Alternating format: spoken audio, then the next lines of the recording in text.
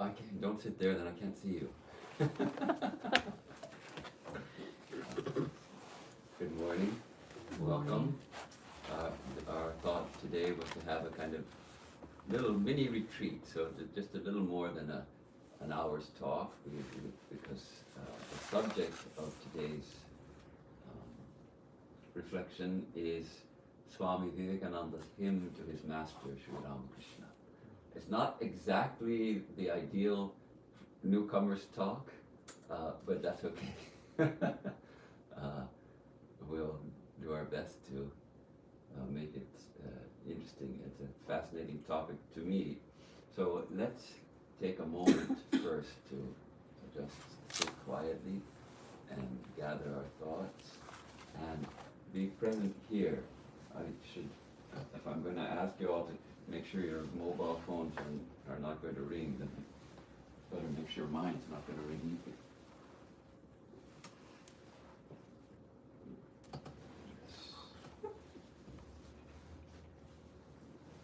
Okay.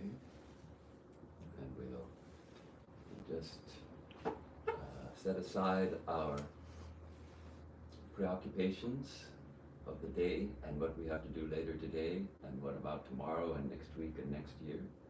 And we can set all those aside for the time being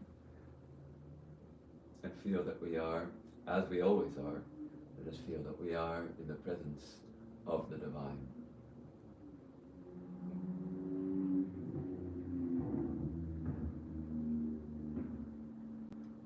Surrounded on all sides by the holiness of the divine vibrations which we can feel when our hearts are attuned.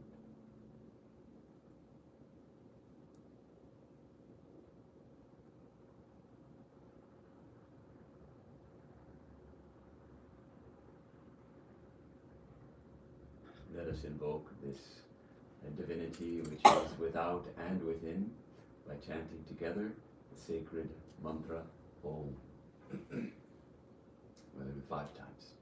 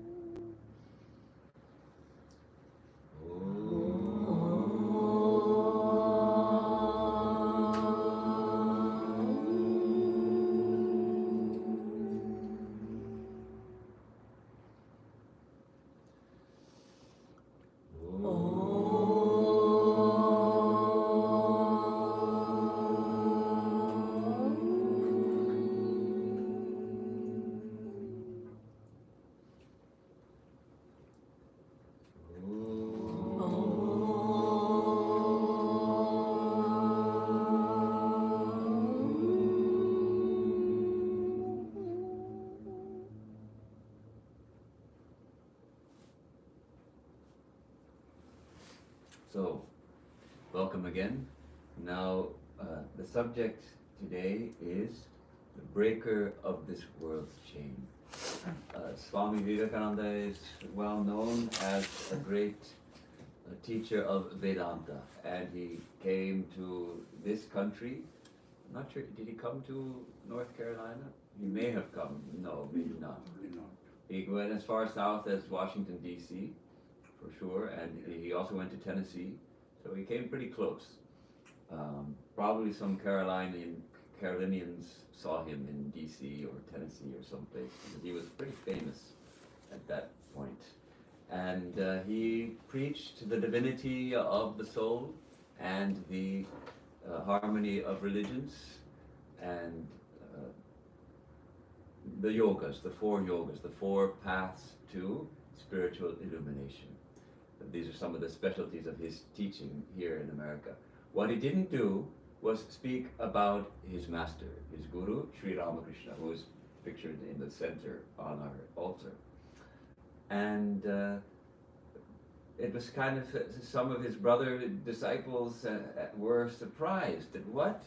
You went, Sri Ramakrishna was our all in all, our teacher who gave us everything, all our realization, everything. You went to America and you didn't even talk about him? And he said, see, if I had started preaching Ramakrishna, they would have said, we have our Jesus, what more have you got to tell us? But if I talk about these highest ideals, some people may ask, well, is there anyone who embodies these ideals? Then I can tell them about my master.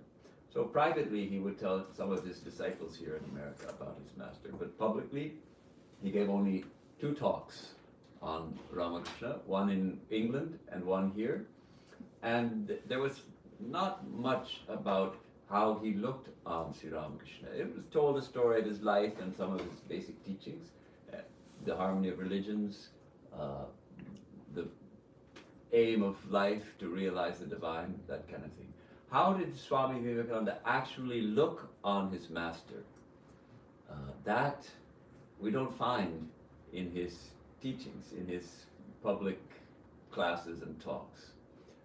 We find it a little bit in his letters, but even there we don't find it much. We can ask why. Why was he so reluctant to speak on his master? Girish Ghosh, another disciple of Ramakrishna, who was the well-known dramatist and actor, he asked Swami Vivekananda to write a life of Sri Ramakrishna. And Swamiji said something like, "Oh Girish, ask me to dry up the ocean, I will do that. Ask me to move the mountains, I will do that. But don't ask me to write a life of Ramakrishna." He seemed to be very, as if the more he understood about Sri Ramakrishna, the less he felt he actually understood. The rest of us feel like if anyone understood Sri Ramakrishna, it was Vivekananda, his foremost disciple, his apostle, as it were. And yet, it seems like the more he knew him, the less he was willing to say about him.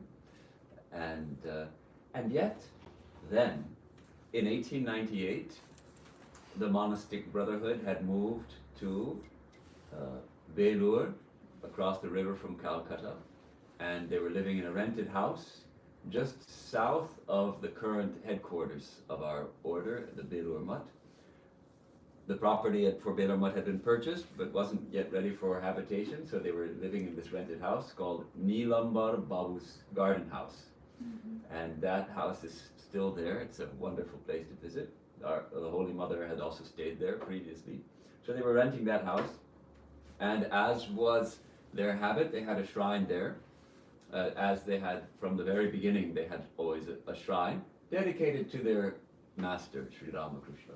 So there in Neelambar Babu's house also there was the shrine, and daily there would be worship, and in the evening there would be the arati, which consists of waving before the altar the symbols of the constituents of this world, as it were. At the end of the day, we offer back to the divine, in our conception, of this entire universe. We say, "Lord, it's all yours, we offer it back."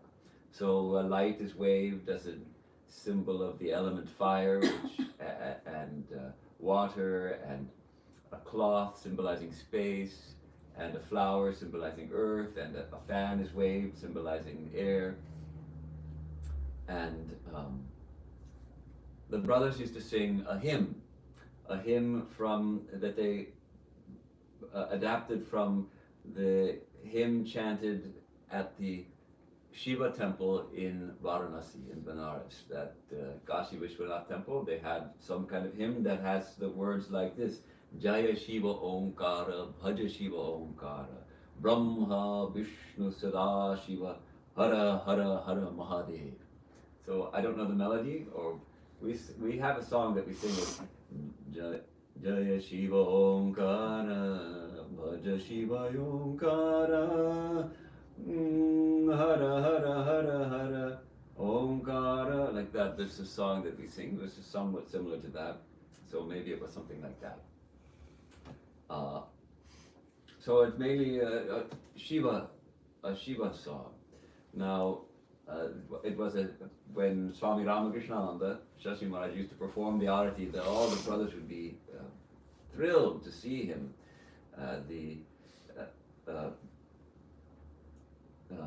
The way he would stand before the altar making the offerings, everybody felt that the presence of the Master was living, and his fervent devotion. Well, he was sent to Madras as soon as Swami Vivekananda came back from America in 1897. So then the worship was done by other brothers. But then Swami Vivekananda apparently felt that there ought to be a hymn specifically for Sri Ramakrishna. And so he composed this hymn called Khandana Bhava Bandhana. breaker of this world's chain is the first, or the breaker of the bondage of this world is the first line of this hymn. And apparently when it was first, when he first wrote it, he wrote just one or two verses, and then it was to be, each verse was to be interspersed with the verse at the end that goes Namo Namo Prabhu Bhakyamananda. And the brother said, well, it's taking too long, it does. So finally he rewrote it, and he wrote 8 verses, and then plus a couple of verses at the very end in a different, let's see, I guess we have 2 verses, each in a different meter at the end. So here in this hymn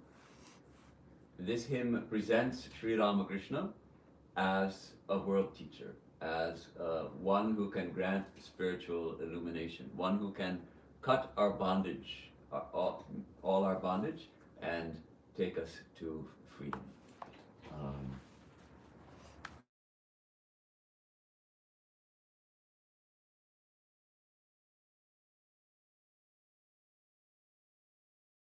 To know about that, Swamiji, and I mentioned this the other night, Swami Vivekananda never preached Ramakrishna as an avatar, but it was evidently his own deeply held conviction, and yet he never insisted, even for the monks who would join his order, he said, there's no requirement. You look on Sri Ramakrishna according to your own attitude. My attitude is, he's an avatar. For you, it's up to you. Clearly, if we study his life, we can understand he was a great spiritual master, a great guru. They used to call him Guru Maharaj. And still, especially in South India, they refer to him as Guru Maharaj. Though gradually the term Thakur is spreading everywhere. That's the Bengali term, which even in his life, some of his disciples would refer to him as Thakur. So it's a tremendous hymn of adoration and praise, describing Sri Ramakrishna as, in a sense, the goal of our spiritual life and the helper in our spiritual life.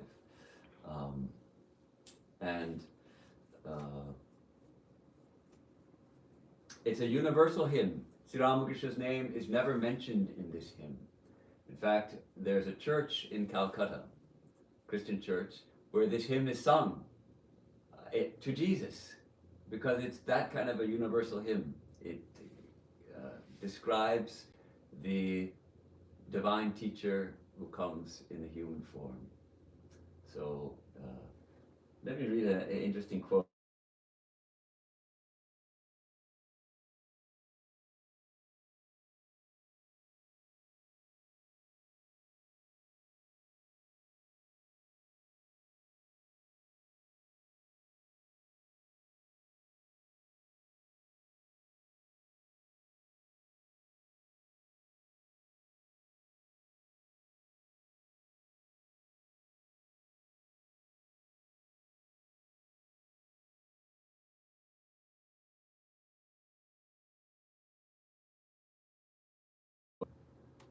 Passage from one of his letters.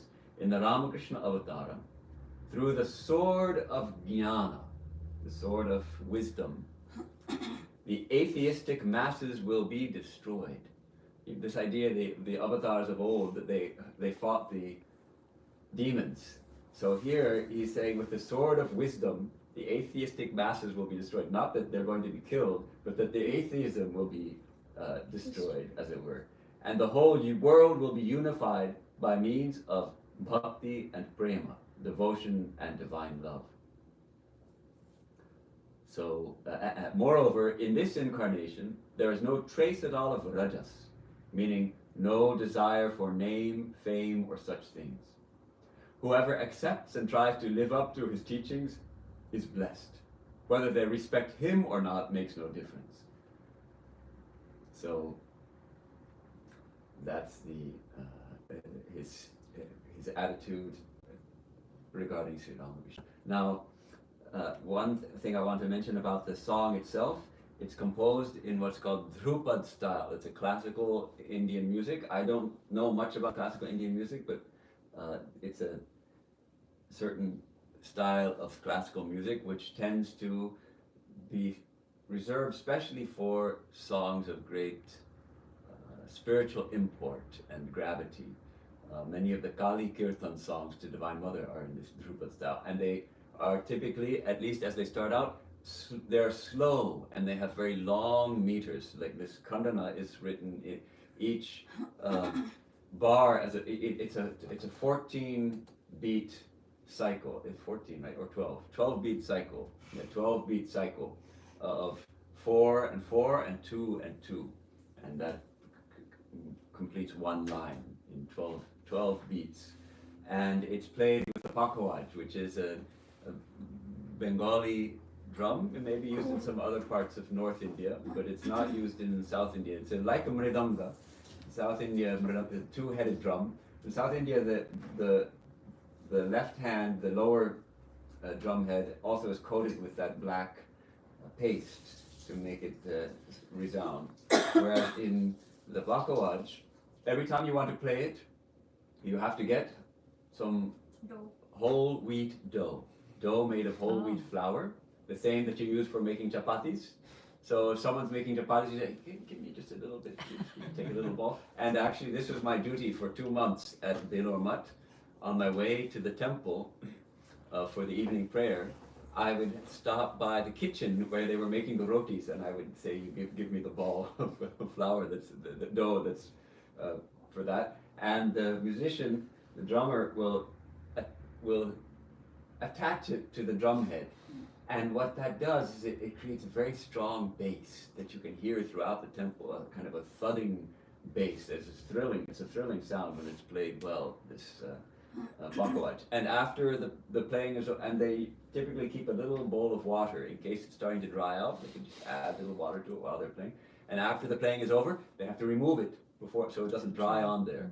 So that's pakawaj. So that, but you can understand why nowadays it's not that popular, because who wants to bother with all that? But the sound is unique, and you can't get the same sound with any other drum. So the melody itself is tremendous, and in those days there was no now we use a harmonium for everything. In those days there was no harmonium. Harmoniums were introduced to India actually it was invented in 1884 by a Bengali instrument maker. The pedal harmonium means the sort of upright organ type thing with the 2-foot pedals. That was brought from France apparently in the 1850s.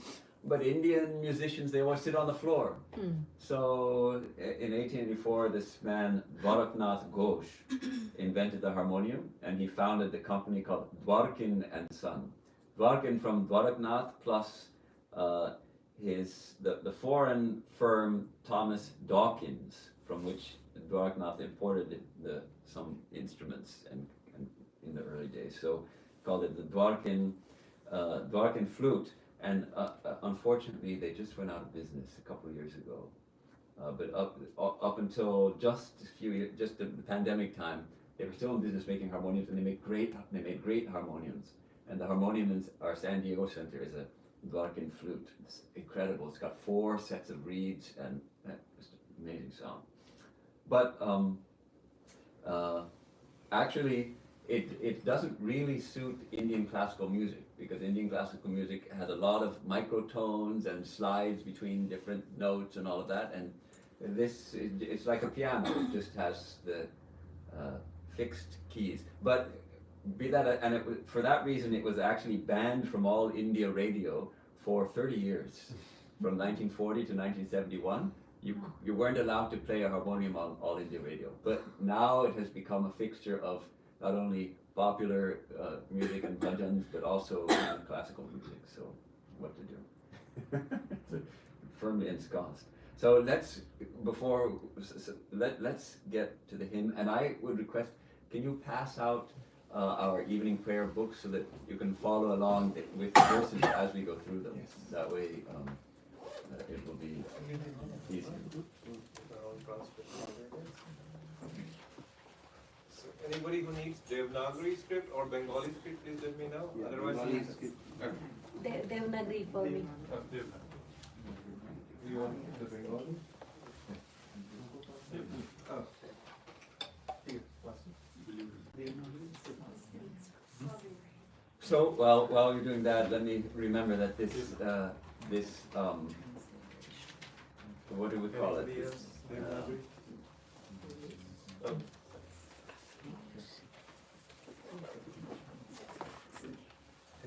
You good?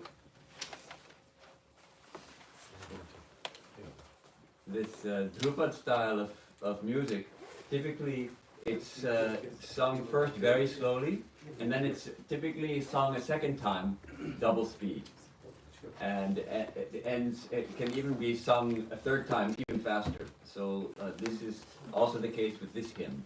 The first time through, and just for those of you who may not have heard it, we'll sing the first verse, and you'll see how typically it starts right when the waving of the light begins.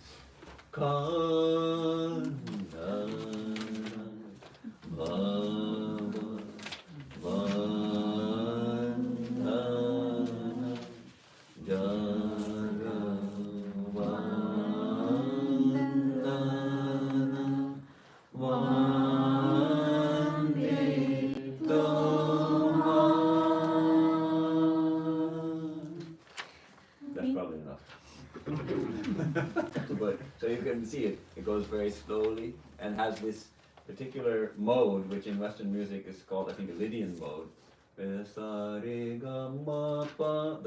The fourth note of the scale is raised, it's sharp. It's a tibra, as we call it in Indian music. And apparently in Western music also this Lydian mode is felt to be particularly suited for spiritual themes.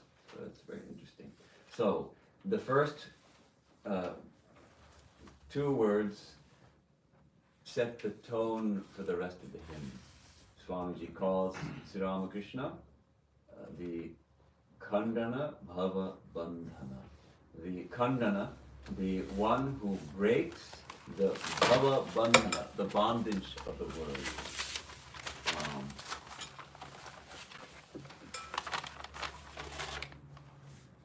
Swamiji, the hymn is in Bengali or in Yes, Sanskrit? right. It's actually, well, it's almost Sanskrit. It's the language is Bengali, but Bengali has a lot of Sanskrit words, and everywhere where possible he uses the Sanskrit words, even in Bengali. So anyone who is familiar with Sanskrit or with a Sanskritic language, like Hindi or Marathi or other Sanskritic languages, they will be able to understand more or less. And of course, one reason why I want to look at this hymn in this way, it gives us first of all a great insight into Vivekananda's understanding of his master. But also, we sing this hymn every evening here, and many of us may sing it at our homes or when we visit the ashramas. And yet, how many of us really know the meaning? We sing it with the lips, but how many of us really understand it within? So the idea is that this will help us, when we're singing it, to make it part of our spiritual practice. It's not just a song to be sung, to be gotten through or something. It's actually a profound hymn which awakens devotion in our hearts. Because it is clearly a love song, actually. It's a love song of Vivekananda for his master. And this first line, Khandana Bhava Bandhana. You are the breaker of the bondage of this world. What do we mean by this breaker of bondage? The bondage of this world? What does that mean? Don't we feel that we are free? We have our own free will. We can do.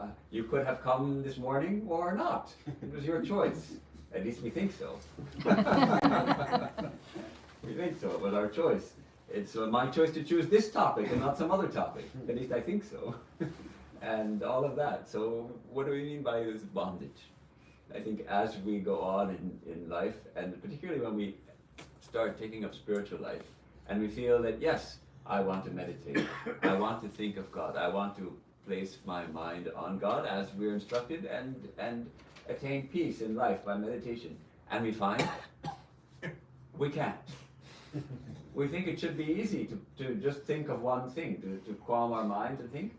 It turns out we can't. All of us who practice meditation, we know it's tremendously difficult. We're not free, actually. We're under the hold of past tendencies and samskaras. We're under the hold of our karma. Even in life, we try to attain certain things in life, and yet we find obstacles constantly coming up. So various obstacles, of course, can be overcome. Even these tendencies can be overcome. But the root, it is said that the root bondage is the primordial ignorance, that we don't know our true self. We don't know the divine. We are identifying ourselves with body and mind and do not know the spirit.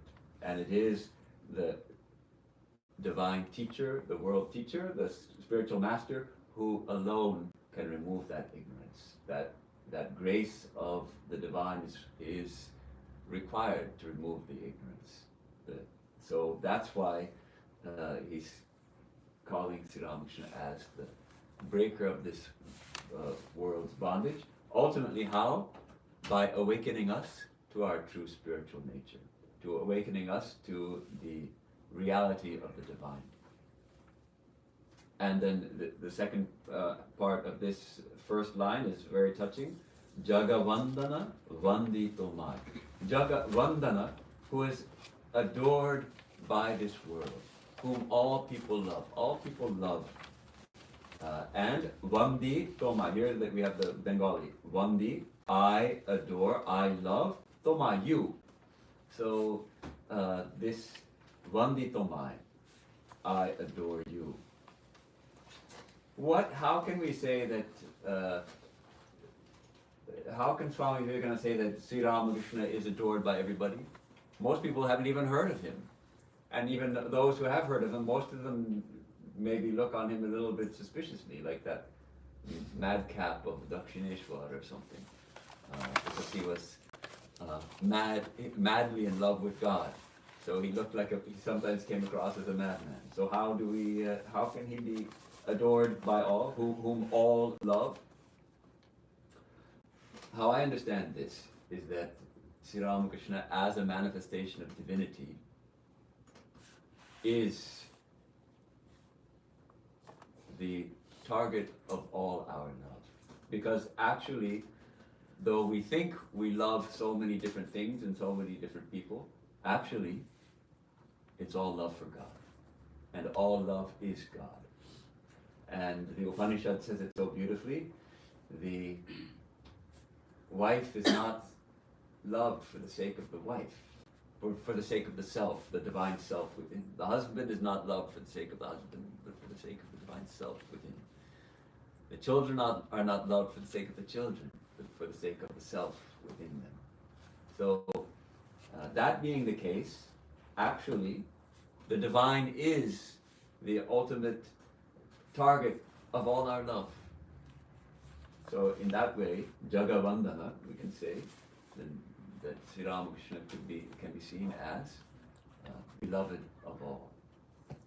And the rest of this hymn is like a love song. Vanditamai, we adore you, we love you, we worship you. Then we begin to get the description of this spiritual, this highest transcendental aspect of Sri Ramakrishna.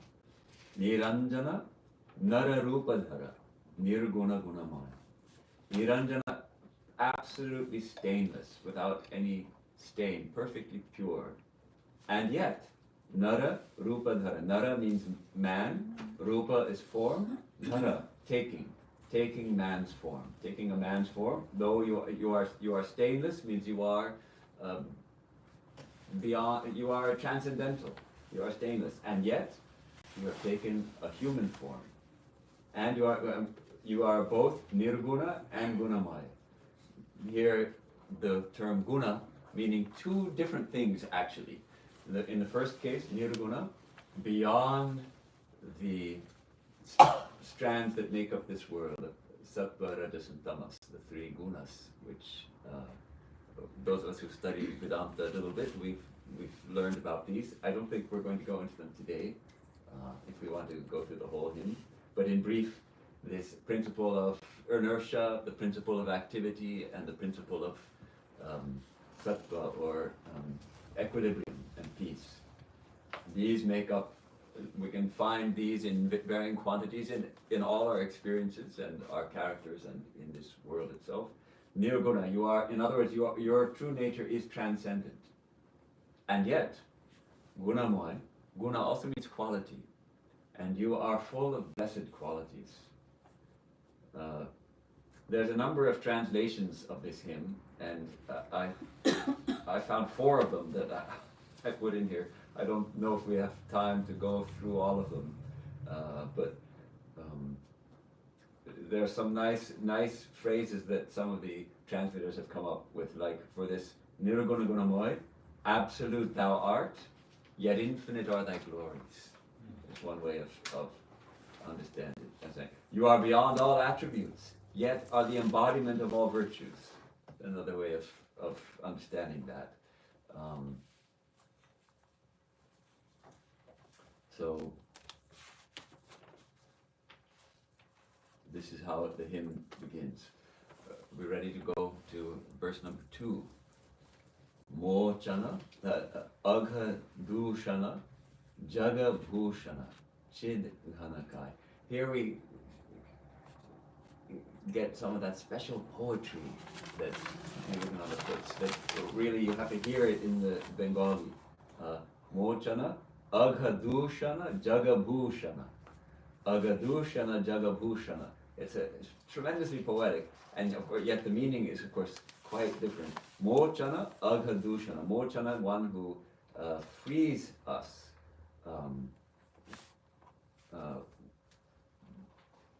From what? Agha dushana. The agha is papa, sin, or our bad deeds that we have done. Our mistaken deeds, our wrong deeds. Swami Vivekananda wouldn't say sin, he would say error.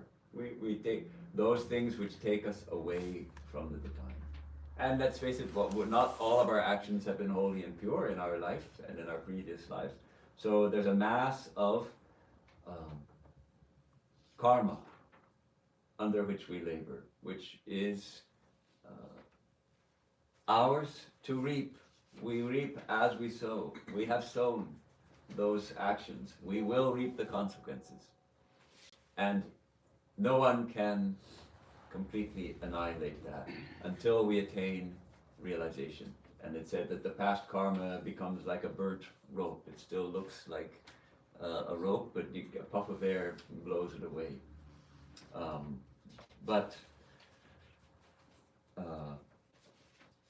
Of course,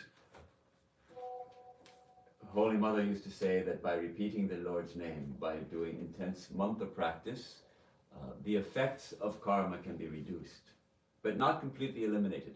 The only one who can completely change one's destiny, as it were, they call it Kapala Mochana, is a world teacher, like a Jesus, a Buddha, a Ramakrishna, a Rama, a Krishna, like that. The great world teachers have that power. Others do not. An ordinary human being does not have the power to change someone's destiny. But the great spiritual teachers have this power. So he has that power, the mochana, agha, dushana, the pollution, the dushana, the defilement of agha, of the papa, of the mistakes we have made, of our karma. Mochana, you are the one who can free us from that. And you are also jagabhushana. Literally, this means the ornament of the world, an ornament of the universe, as it were, a jewel adorning the world. And the translation by Prabhupada Isherwood, Swami Prabhupada was the founder of the Vedanta Society of Southern California, and he collaborated with his disciple Christopher Isherwood, who was a well-known British writer, a brilliant writer, a gifted writer, and they collaborated also on a translation of this hymn. which we recite every evening at our centers in Southern California. It's a beautiful poem in its own right and a beautiful prayer in its own right. It's not very literal, and in some places it takes maybe more liberties than I would like with the original meaning, but it stands on its own as a very powerful prayer. But here they have translated this line so beautifully, this term, Jagabhushana, they have translated as, "Thou whom the cosmos wears a diamond at its heart." Can you hear the poetry? Thou whom the cosmos wears a diamond at its heart. This is Jagabhushana. Chid Ghana Kai. Chit is the consciousness. Kai is body. Ghana is gathered together, solidified, as it were, drawn close together. Ghana. It comes several times in the hymn. This term Ghana. So Chid Ghana Kai, your body actually is like condensed spirit. It's not a physical body. Though Sri Ramakrishna was embodied as a man, but his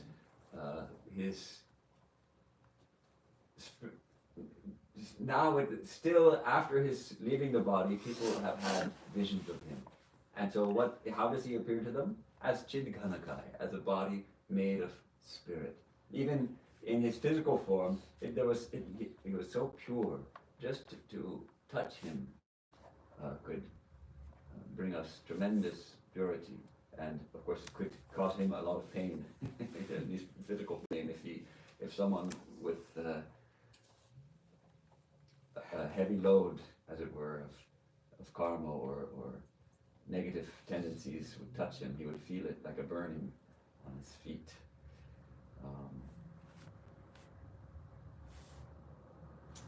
Mochana Agadushana Jagabhushana Chidghanakai. And then this next line, Jnananjana Vimalanayana Vikshane Mohajai. All right. This is beautiful. Mohajai, our delusion goes, our mistake goes when we get vikshane, when you see us, when you glance at us with your eyes, which are jnananjana vimalanayana. They are perfectly pure. Your eyes, your eyesight, your glance is so pure. Vimala, completely pure.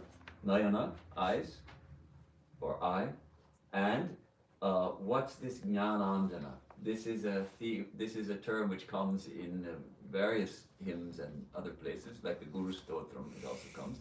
The anjana is the collyrium that, as ladies put the black kajalam, also it's called kajal, they put around their eyes, and traditionally made of ghee and sus, carbon, and it's said to be also very healing for the eyes. So here, this is the anjana, but not made of ghee. It's made of jnana. It's the jnana anjana. The anjana made of pure jnana. So your eyes are touched with the anjana of pure jnana. They're so pure that when you look at us, knowledge awakens in us. Our delusion is dispelled. We know ourselves as pure spirit. We know our true spiritual nature. Your pure eyes, lit with the light of knowledge, banish delusion at a single glance. This vikshane, in a single glance. Prabhupananda's translation is also nice. Let us look deep in thine eyes. They are bright with the wisdom of God that can wake us from Maya's spell. It's another way of understanding this. However, the original verse suggests not that we have to look in your eyes. It's simply if you look at us, whether we're looking or not, our delusion goes. But it's a nice idea that we also should be looking. We are looking, and then the Master looks at us with his pure eyes of wisdom, and our delusion, our big mistake that we think we are bodies and limited beings suffering in this world, that it is dispelled.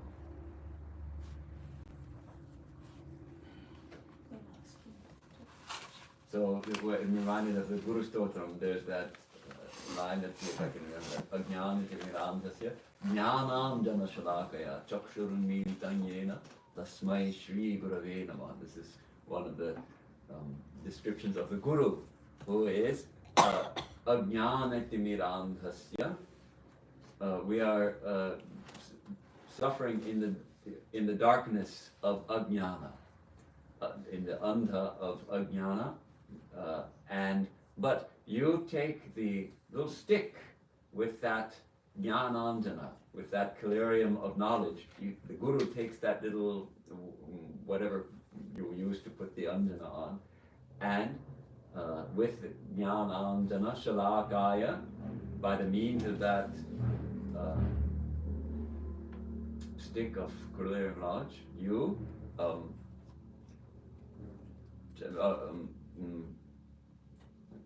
Jnanandana Shalakaya, by means of that stick, Chakshurunmilitanyena, you open our eyes. Means figuratively speaking, of course, our eyes may be open, but they're actually closed to the spiritual reality. They're closed to the truth that the divine is shining in all hearts and in all things. The Guru, with that collyrium of knowledge, touches our eyes with it, and we see. So this same idea is reflected in this line of the hymn. Jnanandana Vimalanayana Vikshane Mohajaya. Similar, not exactly identical. Here, Sri Ramakrishna's eyes are the ones which are touched by this Anjana of Jnana, and simply by his glance, our eyes are open, as it were. There's another hymn by Swami Mahayogananda, which also contains this idea of the glance of the Lord.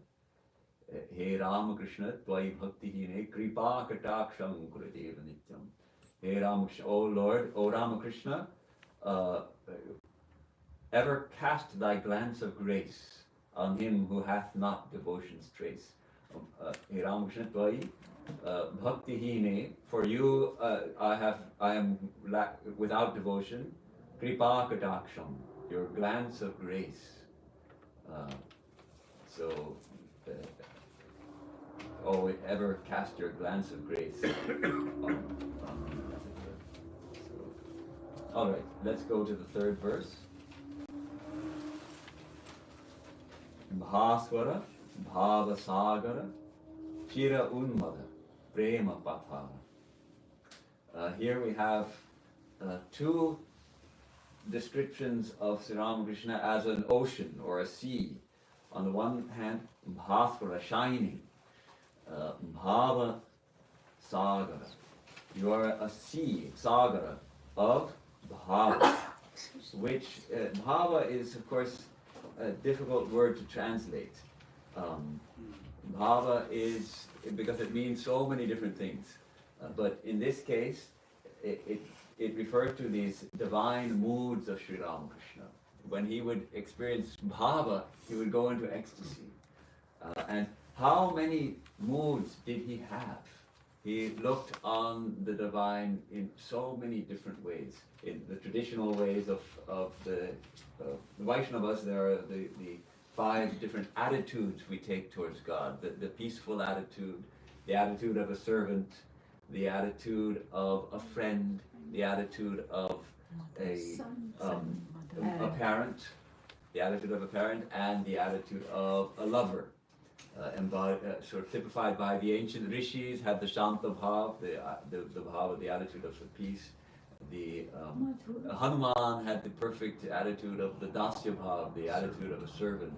And the Sakya Bhav, the attitude of a friend, sort of typified by the Gopas, the cowherd boys of Vrindavan, or Arjuna also was mostly looked on Sri Krishna as his friend.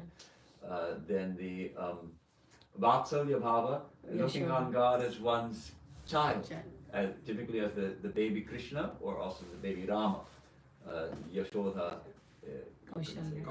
Kaushalya, that attitude. And Sri Ramakrishna has practiced all these, and then of course Madhura Bhava, the sweet mood, typified by the attitude of Radha, of Krishna. And sometimes it is said that Sri Ramakrishna's practice of the child, that looking on God as his mother, that's included in the Shanta Bhava. But I don't think so. I think that's a separate bhava that has Yeah. been added to this by Sri Ramakrishna. So we can say there's 6 bhavas. There's also the matri bhava, looking on God as one's mother. And this is what Sri Ramakrishna's special contribution, this matri bhava. Or I mean, not that he's the only one who ever had that attitude, but that he emphasized it so much. So we can call that matri bhava. So all these attitudes. Then he also practiced Christianity. He practiced Islam. He had these tastes of all these different attitudes and experienced ecstasy in so many different ways. So he's a shining sea of spiritual moods. Is the way we might translate this. Bhaspara bhava sagara. Chira unmada. Chira means ever, always. Chira unmada. Unmada actually means like mad or insane even, fully intoxicated, beside oneself. Chira unmada, ever drunk with spiritual emotion. And prema patar. Patar also means ocean or sea, and prema is that highest divine love.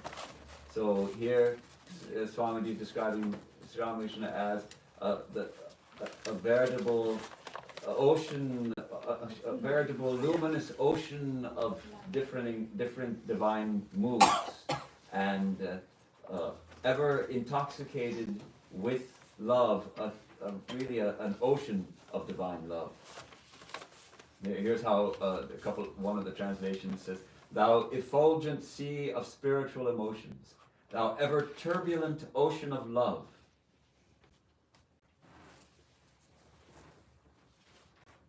And then this second part is beautiful. Bhaktarjana, Jugalacharana, Dharana Bhavapar. Okay, here again he's for the first time in this hymn he's bringing the theme of the Lord's feet. The Jugala Charana. Jugala means the 2, Charana feet. Jugala Charana, the devotees, they who attain your feet, who gain your feet. Arjana means is acquiring or attaining. The bhaktas, the devotees, bhaktarjana, jugala charana, who attain your 2 feet. Dharana bhavapar. Those feet carry us across the bhava. The dharana, they carry bhava, this world, par, across. So Patar means Swamiji? Huh? Patar. It's an ocean. Ocean. There's that song to Holy Mother, Karuna Patar. Karuna Patar Janani Amar. Evema Karuna. Oh Mother, oh ocean of compassion, you are my own mother. You have come for that very purpose, to show us that compassion. Swamiji, is C always pronounced as chi in the CH in the transliteration of Sanskrit or Bengali? The letter C is always cha. It's always cha, like a C, like CH, right? Okay. Because there's 2 of them. There's a cha and there's cha, which is Sounded aspirated. the same to me. So yeah, cha. Listen closely. Cha, cha. Okay. Okay, I exaggerated a little bit, but that because the Sanskrit letters actually the main consonants have both aspirated and unaspirated. So you have ga and ka, ga and gha. You have a cha and cha, ja and jha, da and ta, da and dha, da and tha, da and dha, ba and pa, ba and bha. So these are the pairs of consonants which have both unaspirated and aspirated. So yes, it becomes cha. Where is it? Oh, charana, right? Charana. Dharana bhavapar. So your feet are like a raft that takes us across the ocean of this world. The Isherwood Prabhupada on the translation again is very poetic. Let us hold fast to thy feet.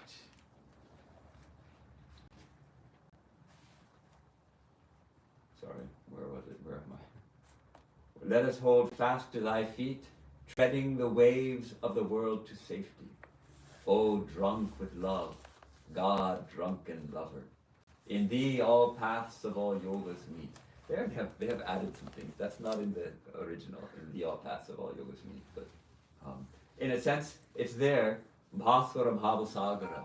You are that ocean of infinite spiritual moods. There, they have translated it as in thee all paths of all yogas meet. Interesting interpretation. There we go. There's a nice little switch on the side of an iPhone that makes it go quiet. So, yes.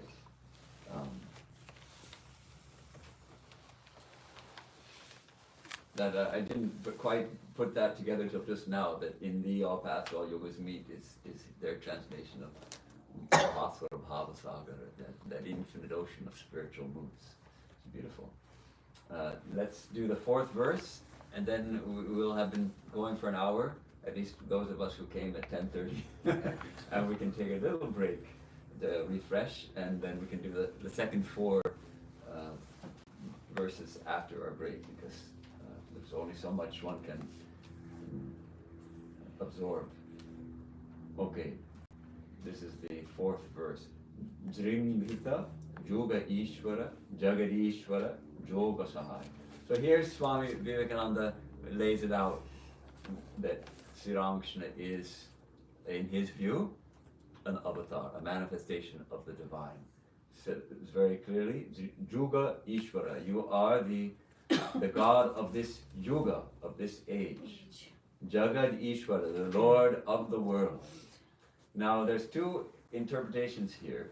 Jringhita means opened or blossomed, like a flower is blossomed. Like you are manifested as the Ishvara of this Yuga, of this age.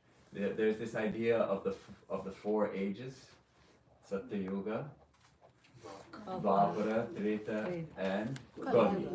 No, Satya, Treta, Dwapara, and Kali. Yes, so these four yugas, and some people, and we say that now we're in the Kali Yuga, which is the dark age, the age of darkness and difficulties and terrible people abound. And even Sri Ramakrishna used to say, in the Kali Yuga, the life depends on food. So the austerities that the ancient sages used to do, we can't do those now because it's a different yuga. But it's somewhat mythological, and I prefer to think of it as at any given time in the world, you will find elements of all these four yugas. You will find holy and saintly people. There have always been holy and saintly people, and if there weren't, probably the humanity would just collapse and the world humanity would die out, because at least a few holy people have to be there to keep things going in the right direction, more or less.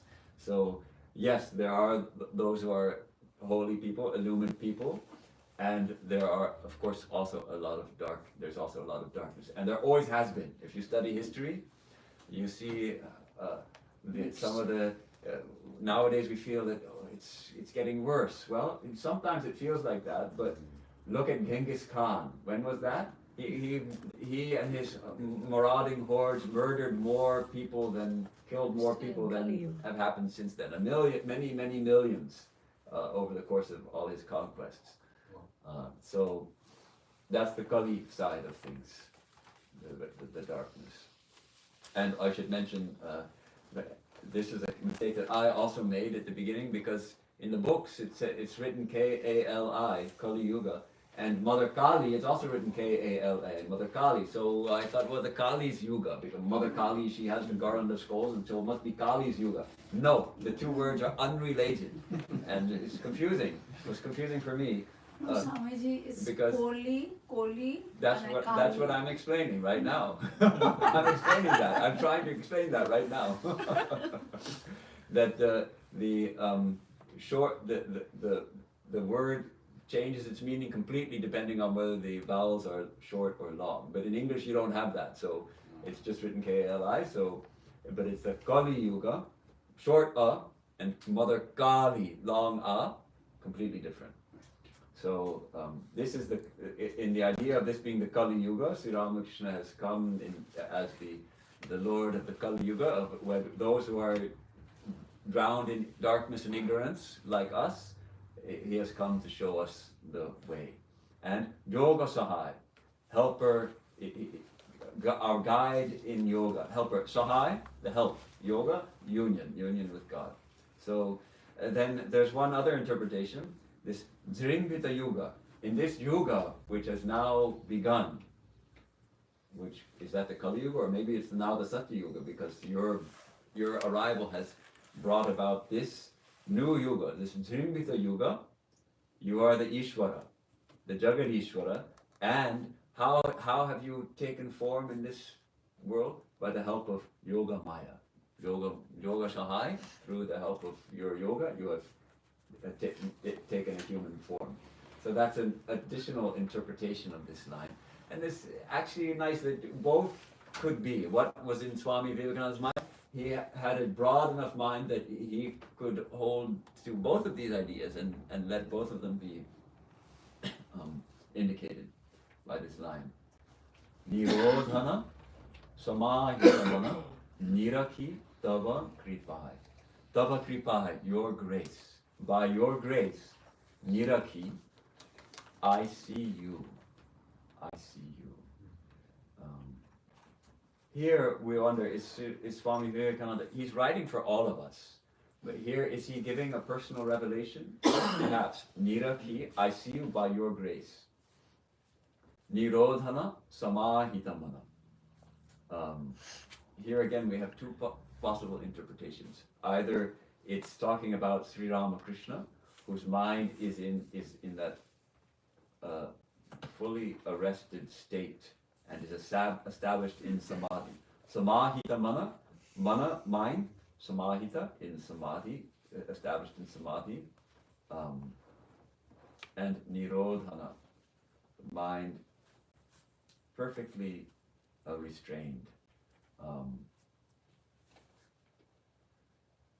So is it Sri Ramakrishna's mind? See there, let me read the two alternative translations here.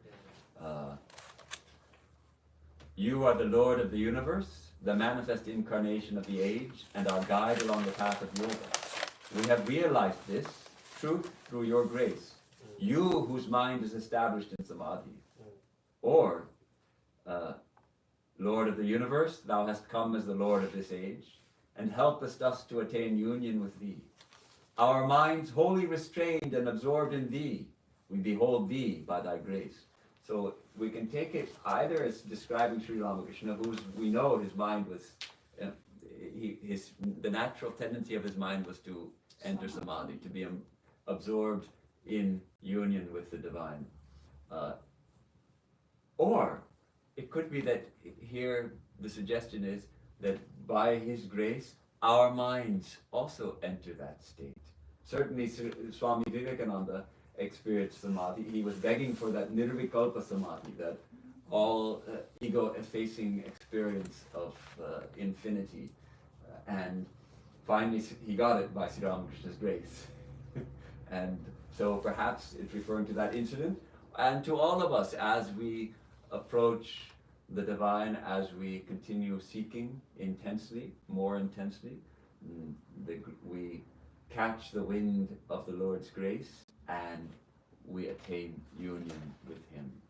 So it has both meanings. And that's a wonderful thing about this hymn. We have these different interpretations.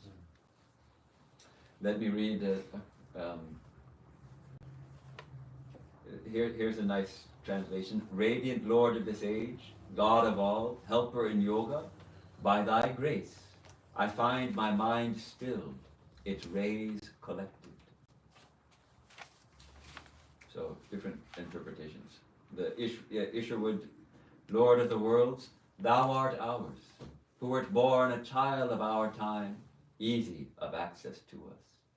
O merciful, if we take any hold upon God in our prayer, it is by thy grace alone, since all thine austerities were practiced for our sake. That's a little bit of an expanded interpretation of the line. So this is where clearly Swami Vivekananda does describe his master as a manifestation of the divine, as Ishvara, as God himself, basically.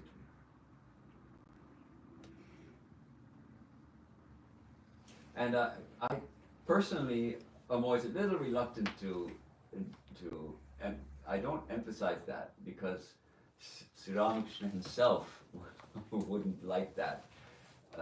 And because there have been so many religious fanatics in the world who said our teacher is God himself and you should believe it. Christians are notorious for that, but Vaishnavas also can be notorious for that. Vaishnavas say Krishna is the only ferryman to take you across. He's the only God. All the others are demigods. The Vaishnavas, some of the fanatical Vaishnavas will say, see, you worship Krishna and you worship Shiva and Kali and Durga. That's okay, but actually they're only demigods. Only Krishna is Bhagavan Swayam. Only Krishna is the true God. And until you worship him, the difference is they won't send you to eternal hell. The Christians will send you to eternal hell, but the Krishnas will say you just have to keep coming back until you worship Krishna. So that's fanaticism. Sri Ramakrishna came to break that fanaticism. So I also don't. We shouldn't become Ramakrishna fanatics. Also, that Sri Ramakrishna is the God of this age, and if you don't worship Ramakrishna, then no. Sri Ramakrishna came very precisely to establish this doctrine of harmony, that as many faiths, so many paths. All paths lead to Rome, all paths lead to God, all paths lead to the divine. So that we have to remember when we see that Vivekananda is actually is actually calling the Ramakrishna avatar. We have to remember that that's in the context of Sri Ramakrishna's and Vivekananda's teachings of harmony, always. So, what do you think? Do we have some hot water? We can make a little tea for those who like it, and we'll take a little break. So, but before everybody gets up, I will request you, don't start gossiping about everything. Don't start talking. Let's maintain a little bit the good mood that we have of studying this hymn, and quietly take a little break, and maybe take a quick nip of fresh air, but it's very fresh, so we might not want to take too much of it, and a little tea if we like, and We have some crackers. there's some crackers, but let's not get too much involved in conversation about other things. We for the online we'll be back in 10 minutes. No? We'll be back in 10 minutes.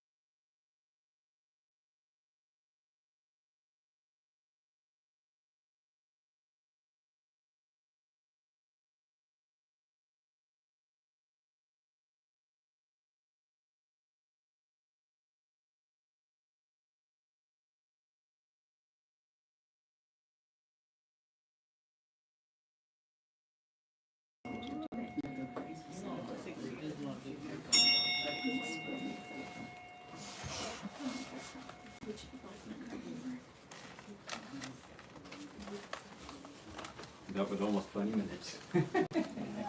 10 minutes became 20 minutes. Good. So now that we're fully refreshed, we're ready to dive into the next part of our study, which is the second half of this amazing hymn composed by Swami Mahayogananda on his master Sri Ramakrishna.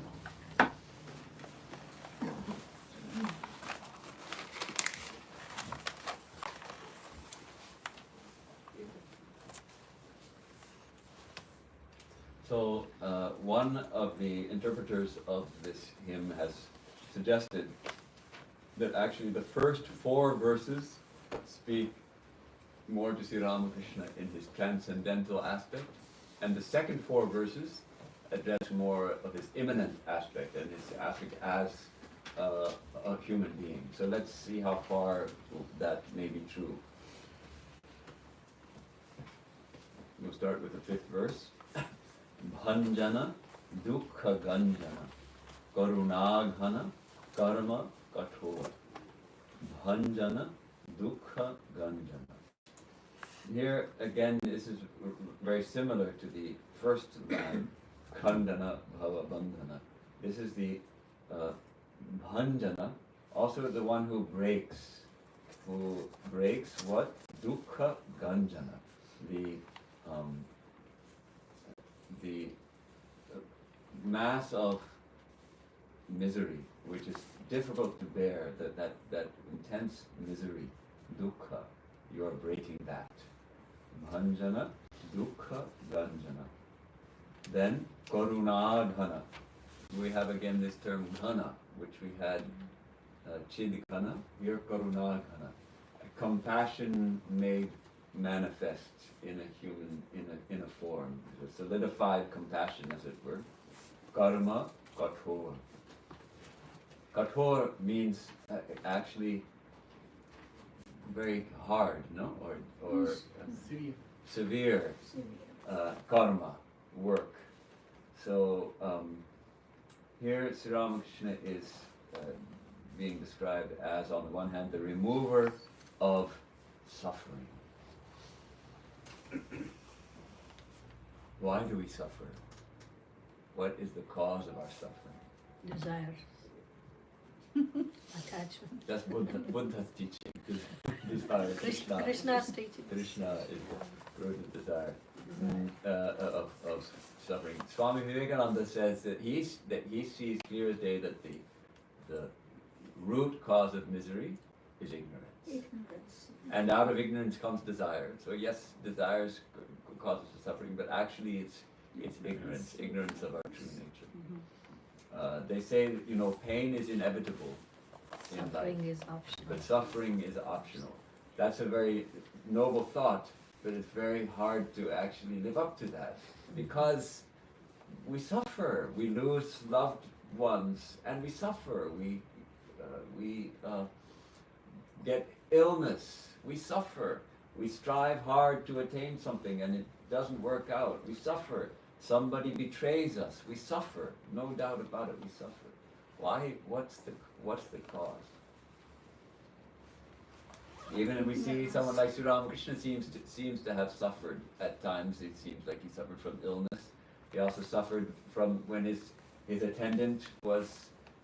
He was completely dependent on his nephew, Hridoy, when he was in his period of intense spiritual disciplines, and later, before the young disciples came, he was completely dependent on Hridoy, and Hridoy got a big ego about it and started to really torture Sri Ramakrishna in a way, and order him around, and wouldn't let him do things, and was bossing him around completely, and he suffered.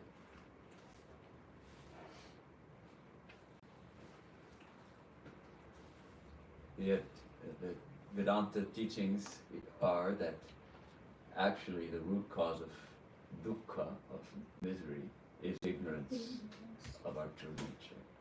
That our true nature is beyond suffering, is ever blissful, is of the nature of peace. And of course, desire, Buddha's analysis, Krishna, desire, is that which brings us this state of dissatisfaction, because for whatever we desire, another, as soon as it's fulfilled and we think we'll have peace, we'll have an end of our suffering when that desire is fulfilled, another desire crops up.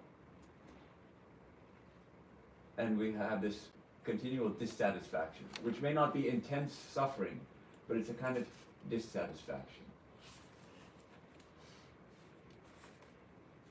I think it's let us not think, and I think it's a mistake to imagine that if the great spiritual souls never experience grief, they never experience sorrow or that kind of these kind of emotions. These also come as a part of embodiment, as a part of human embodiment. Look at the tremendous, look at Sri Ramakrishna himself. He was fully intimate with the Divine Mother. He knew himself as one with Divine Mother. And there was no one left, no Ramakrishna left. It was all Mother inside. Yet when his dear friend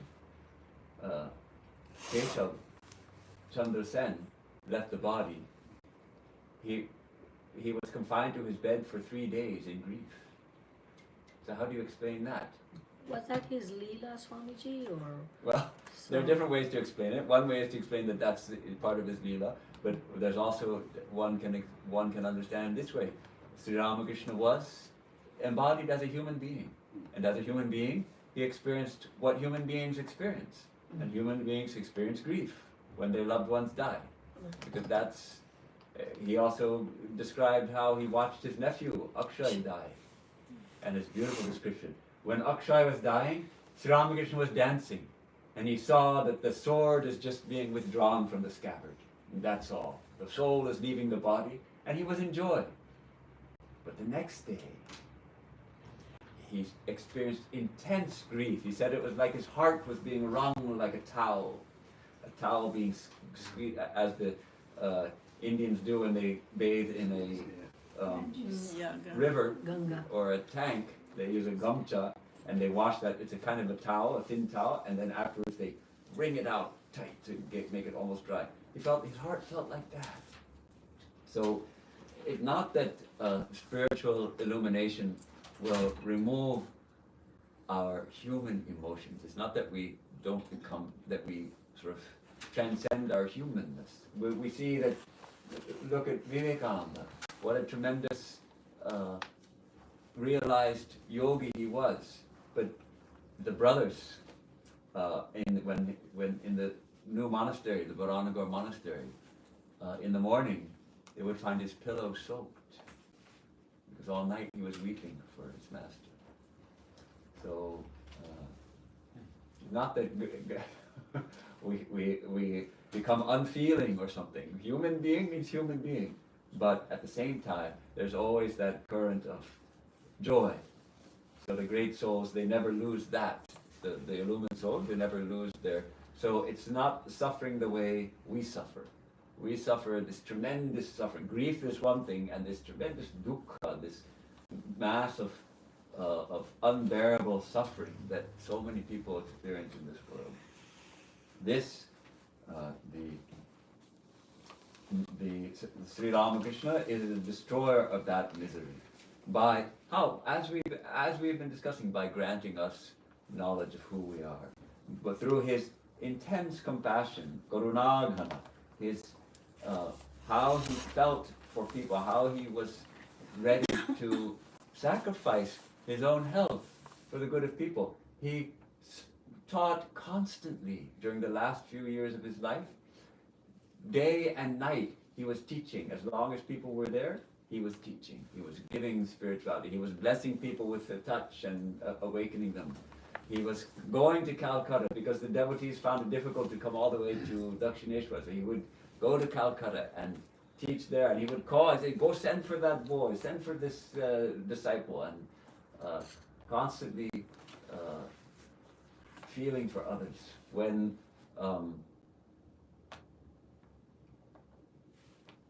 who passed away in Balaram Bose's family, he said, Holy Mother, go and console them. His son died. Balaram Bose's son died, and Sri Ramakrishna said to Holy Mother, go and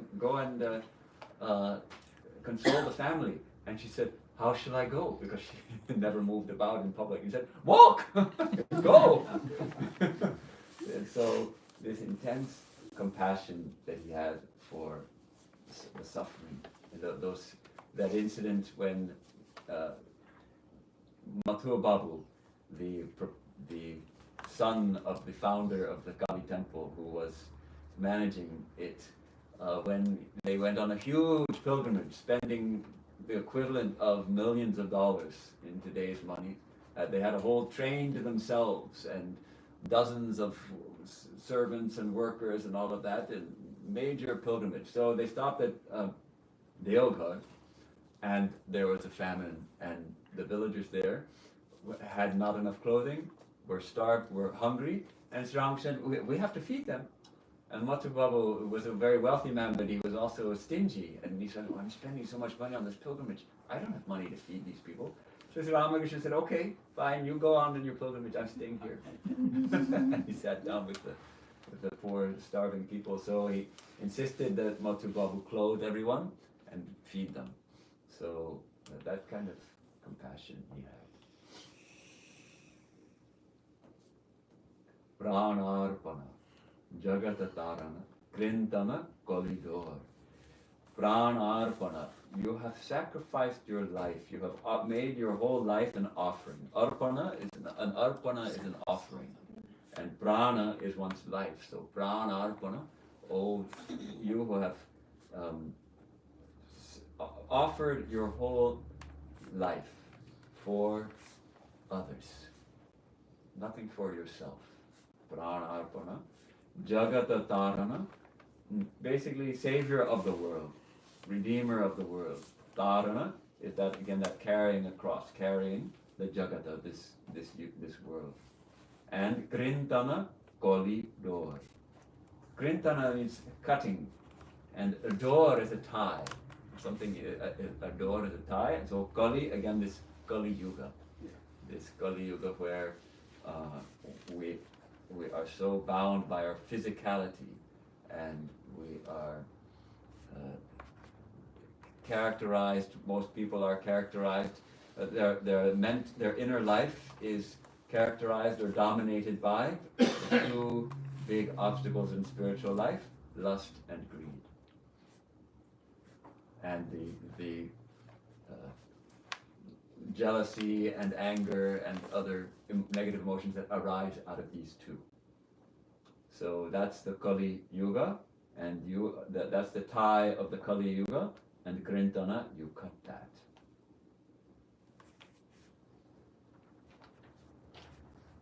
This is the way the Isherwood puts it is very nice. How great was thy sacrifice, freely choosing thy birth in this prison, our iron age, to unchain us and set us free.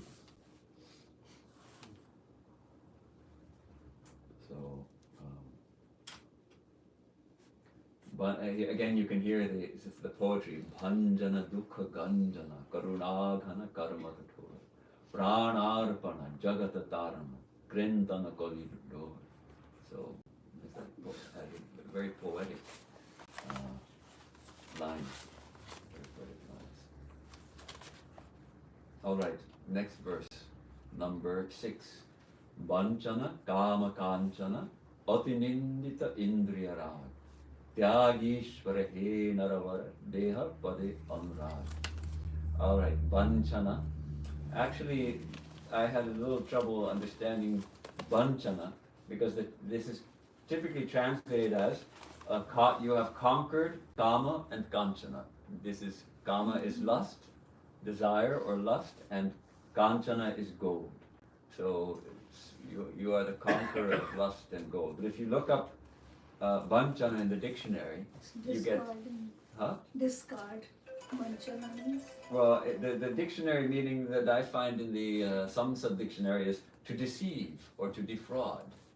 Oh, really? So that's No, it's deprive. to deprive. Yeah, to deprive yourself from the attractions of Okay, but of it also has gold this, and it also has this meaning of to deceive or defraud. I Banchana. never heard of that. Well, then that's Banchana means you don't serve yourself, you know, you don't get involved, you know, withdraw yourself from the attractions Kama of kanchan, yeah, I withdraws the Well, kama The, kanchan. the meaning is, the meaning in general is clear, but how Banchana, because some sad in English gives this meaning. Maybe it's wrong, or maybe it's old, maybe it's no longer valid, and a but bunch of means you I understand. yourself yeah. take the initiative to deprive yourself. Okay, That's what it means. okay. Yeah, vanchit, right? Vanchit means deprived. Like nirod, let it go. Banchana Kama Kanchana. So anyhow, here we start seeing Sri Ramakrishna's human side, because he was a tremendous renouncer in that he had overcome these tendencies which all of us have within us, and to such an extent that it became completely automatic. When Sri Ramakrishna, Mathura Babu at a certain point, though he revered the master as his savior basically, but he also thought that maybe his madness was due to practicing brahmacharya or celibacy, and so he engaged some prostitutes to go and tempt him. And they came, you know, dressed up in their finest clothes to tempt Sri Ramakrishna and maybe cure his illness by breaking his brahmacharya. And what happened? He saw When he saw them, he fell at their feet, praying, Mother, Mother, Mother. He only saw the Divine Mother.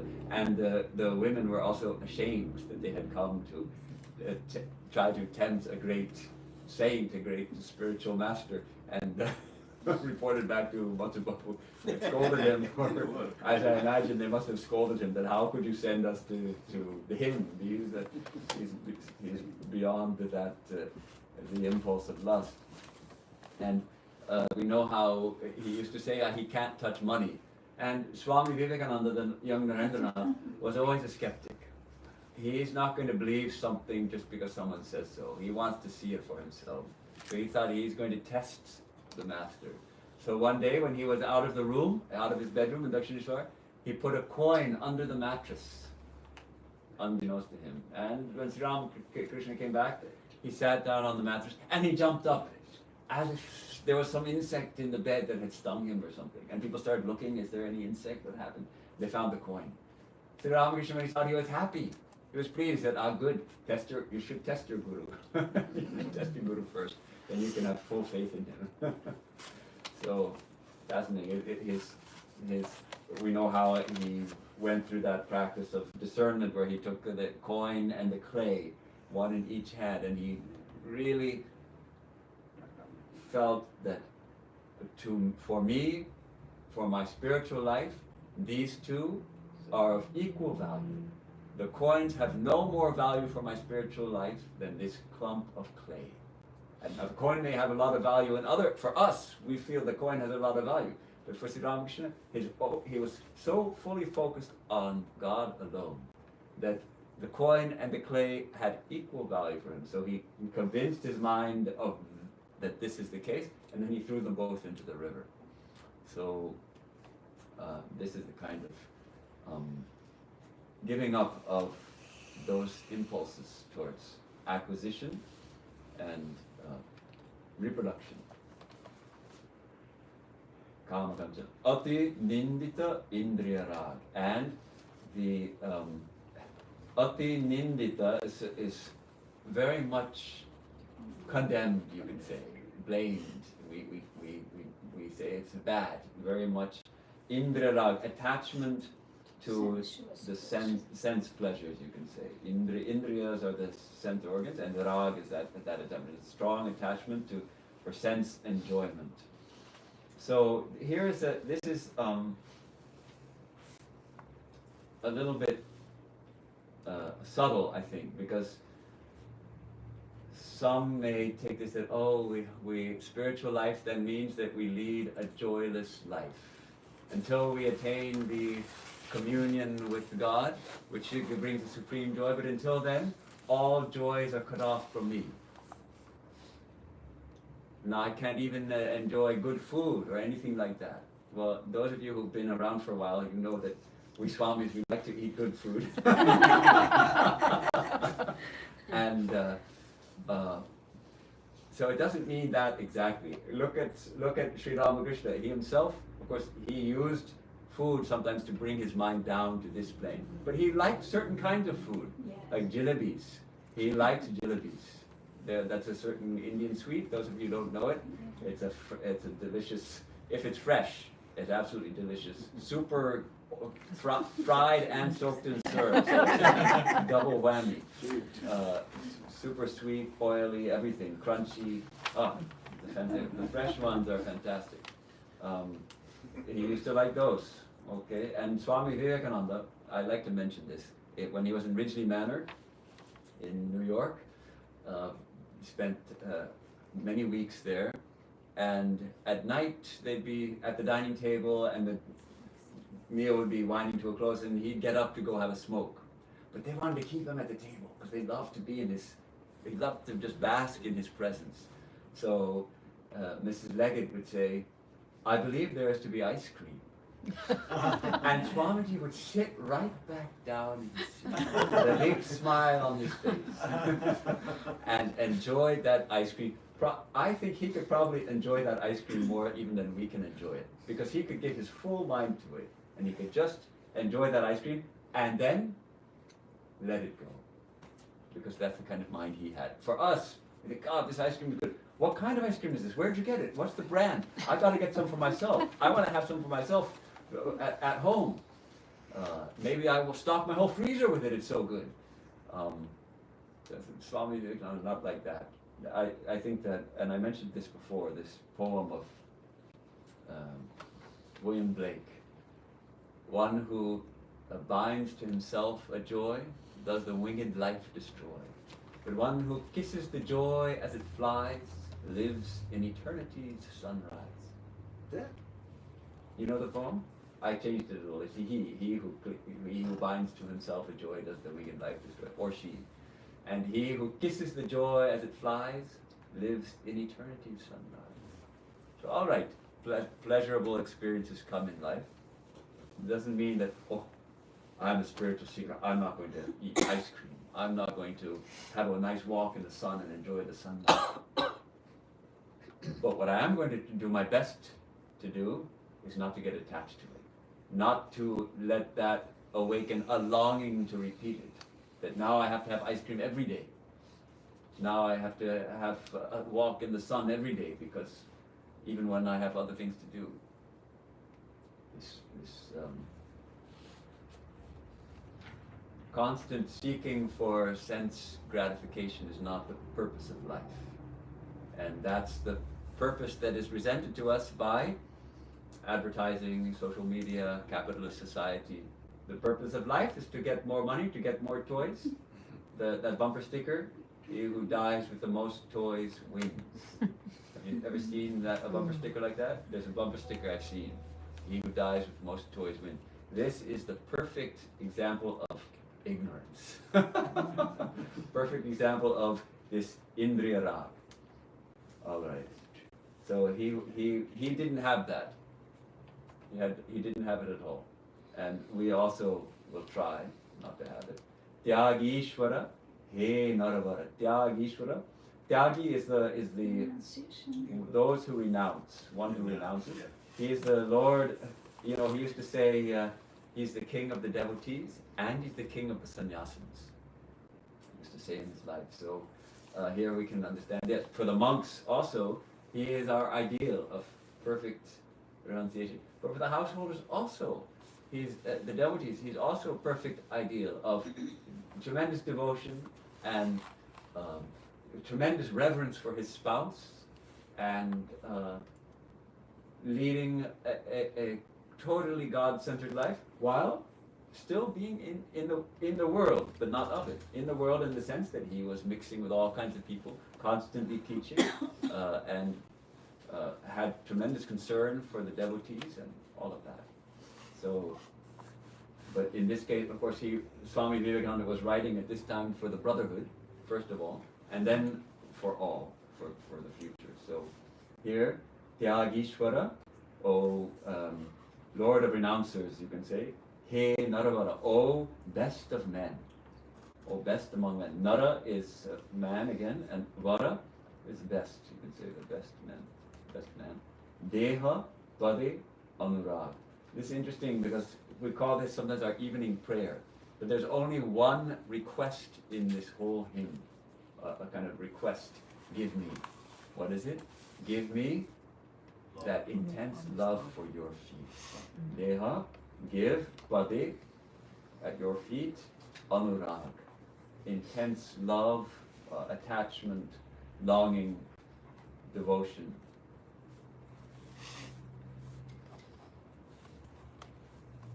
This is a nice translation by Isherwood, Prabhupada Isherwood. Perfect, whom lust could not taint, nor passion nor gold draw near. O Master of all who renounce, fill our hearts full of love for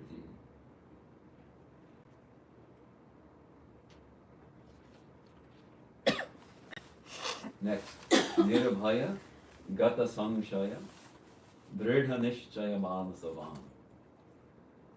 Nirabhaya is fearless, completely fearless. Gata Samshaya. Gata, it means it's gone. Samshaya, huh? Isn't it past? Past. But in this case, it means gone. Samshaya has gata. Samshaya has gone. All doubts have been dispelled. You have a mind free from doubt. Your mind is completely free from doubt and utterly fearless.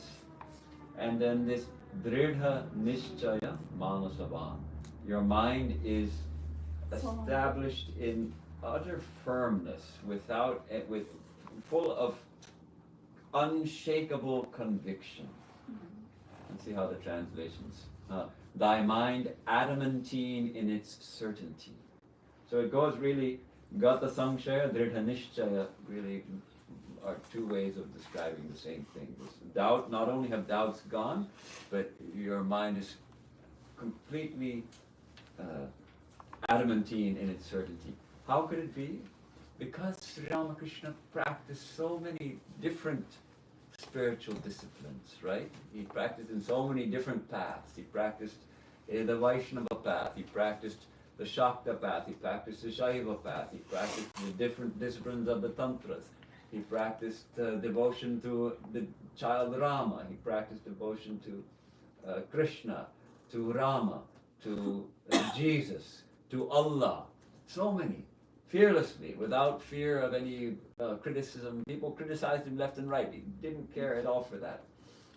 And so his mind could be completely certain that all paths lead to God.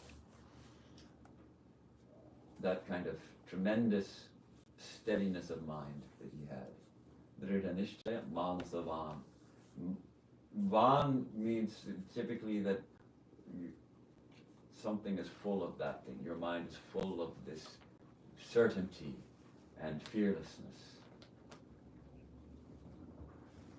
Nishkarana Bhakata Sharana Taji Jati Kulaman. Nishkarana. Karana is cause. So Nishkarana is causeless, without any cause, motiveless. Bhakata Sharana. You grant shelter, you grant refuge to the devotee. You are the causeless place of refuge.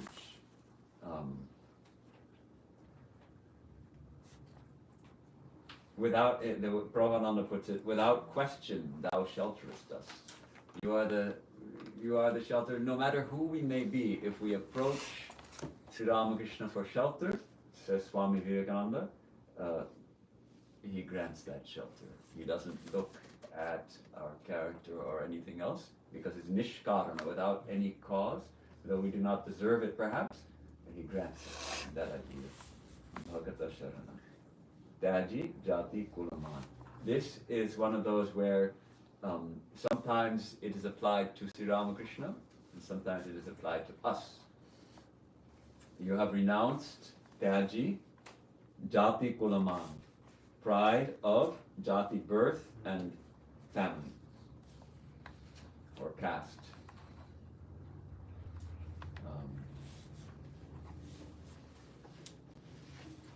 but there's two. Let me read you the two kind of alternate interpretations of this. First, you are beyond fear and free from doubt. Your mind is unwavering in resolve. You have renounced all pride of birth and caste, and without any motive are a refuge for all your devotees. Because he has nothing to gain.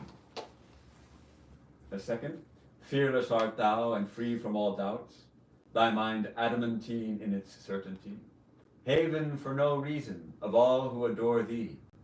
Thou carest naught for their caste, their lineage, honor, or shame. So here it's put on the devotees who are seeking refuge in Sri Ramakrishna, and he doesn't look at our caste or lineage or honor or anything like that. So there's those two interpretations. And then the Prabhupada Isherwood gives yet a third spin on it. He says, refuge to all who have cast fame, fortune, and friends away. So that's a different idea, that you are the refuge of those who actually realize that they have no other refuge in this world, that the divine only is their refuge. But that sets the bar a little higher. The other interpretations actually makes Ramakrishna more accessible. Because, well, I have friends. I haven't cast all my friends away. Does that mean that God is not going to shelter me? No, it doesn't mean that. But it gives a little bit of a sense that, okay, ultimately I know that my friends cannot give me the ultimate shelter, the lasting shelter. There's only one place I can get that permanent refuge, and that is in the Lord. Okay, we're coming up on verse number 8. 7. Oh, no, we just did 7. Don't confuse me. Nishkarana bhakata sharana taji jati kurma. Verse 8. Sampada tava shri pada bhavagosh pada vari jatai. Isn't that beautiful? Even if you don't know Bengali, it sounds so rhythmical and poetic. But this pada keeps coming. 3 padas here. Sampada tava shri pada bhavagosh pada vari jatai. This is very touching. Sampada means actually wealth or treasure. Our true treasure is tava, your shri pada, your blessed feet. Our treasure is your blessed feet. And bhava, this world, is the ocean of this world. The ocean is implied here. The world, which is like an ocean, becomes like a gosh padavari. That's a measure of water, the amount of water that can fill a hoof print, a cow's hoof print. A gosh pada is a cow's foot or a cow's hoof. So of course, wherever there are cows, there will be mud, and the cows walk through the mud, and then the sun comes out and dries the mud, and they have these holes of the cow's footprints, and then a light rain falls, and that hoof print, that little hole in the mud, maybe this big, or depending on how big the cow is, it fills with water. So it's a very small amount of water, actually. It's a little puddle, basically. So this world, which seems so tremendously difficult, the ocean of this world, which seems like it's impossible to cross, by your grace, because your feet are our treasure, therefore that ocean becomes, as it were, like a little puddle in the hoof print of a cow. Just that little puddle. It becomes easy to cross the ocean of this world. It's a very poetic way of saying that you take us across.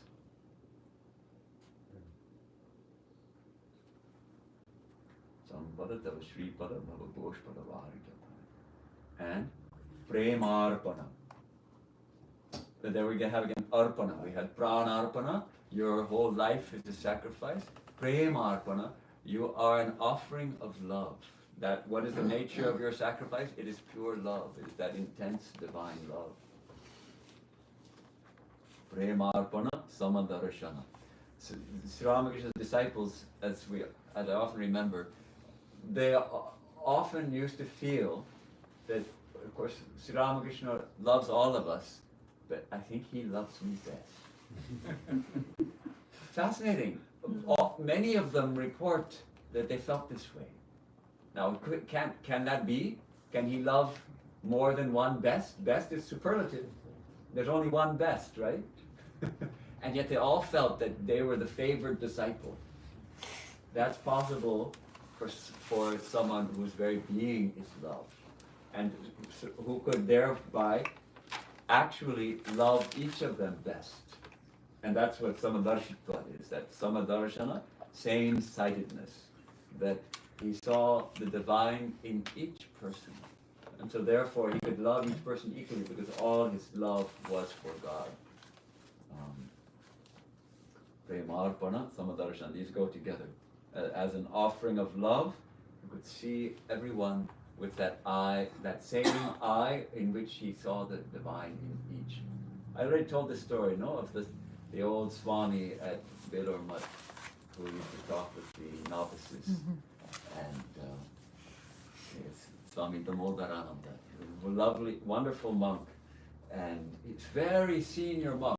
Like, and in our order, we have this higher. It's kind of, as Indian society is more maybe than Western a little bit, hierarchical, sort of stratified. So the senior monks are kind of revered, and the novices who have just joined, like me at that time, still wearing a white cloth, not even just been there like 4 years 4 or 5 years in the order, and here's this very senior monk. So many of the brothers, they'll have this tremendous reverence, but they'll feel frightened even to talk to such a Swami because he's so senior, and he had some realization, no doubt about it.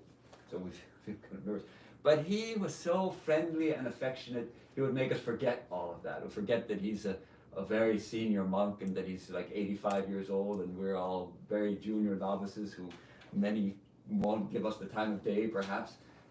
Just with great affection and friendliness, he would talk with us about what? About spiritual life, and encourage us in our in meditation and all of that. He'd be standing there after the evening prayer. Before we'd go for meditation, we would stop and talk with him for 5 minutes. He'd be standing there swinging his uttara, his upper cloth.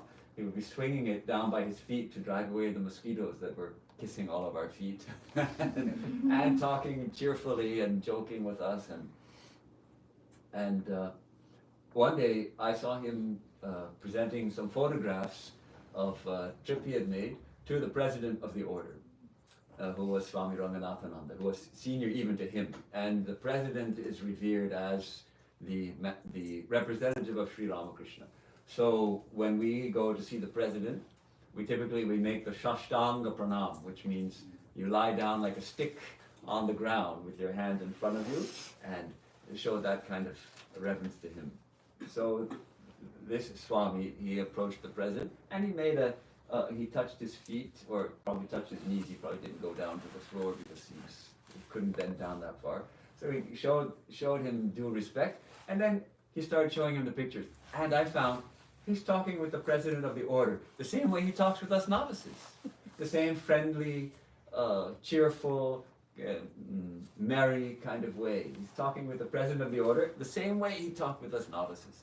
And then I realized, I got a glimpse of what is this Samadarshitva, that he tried to maintain the same attitude towards all beings, whether it's someone highly respected or someone low on the totem pole. And then one day I happened to pass by his room. It was on the ground floor, while one of the workers was cleaning his floor. And I heard he called him brother, and he was speaking with him affectionately. He didn't speak much Bengali, but he spoke a little, and he was talking with him in Bengali. And so I saw that the Swami, from the very lowly guy who sweeps and wipes the floors in the monastery, to the president of the order, Samadarshitva. Same attitude, same bhava. So Sri Ramakrishna here is being described as like that. Whoever comes to see him, whoever approaches him, is Samadarshana. And then this last line, this last phrase, Jaga Jana Dukkha Jai. It's a kind of a celebration that our misery is lifting. The whole world's misery is lifting. Jaga Jana, the people, the Jaga, the world's Jana, people, their dukkha, their misery, Jai.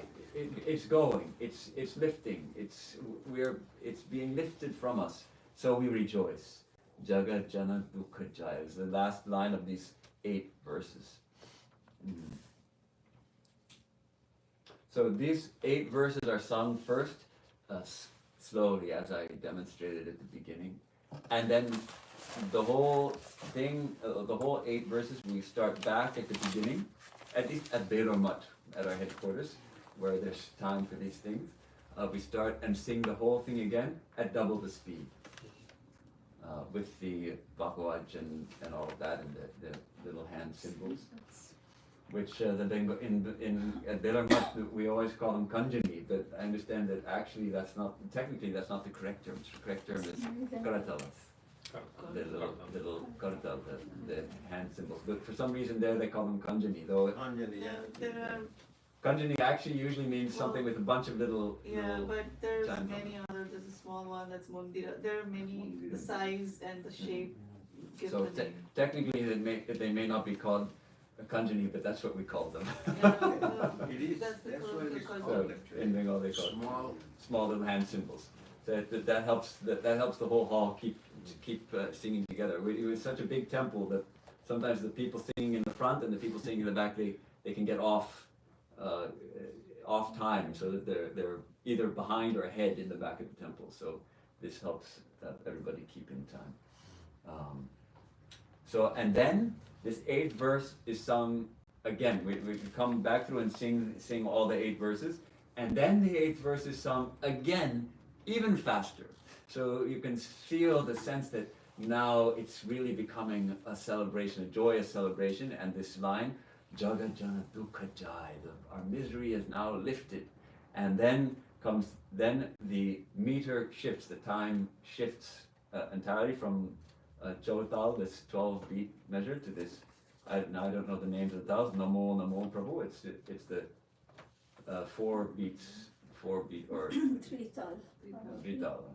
Namo Namo Prabhu Bhakyamanatita Namo Namo Prabhu Bhakyamanatita Mano Vachanai Kadha. So the meaning is Namo Namo.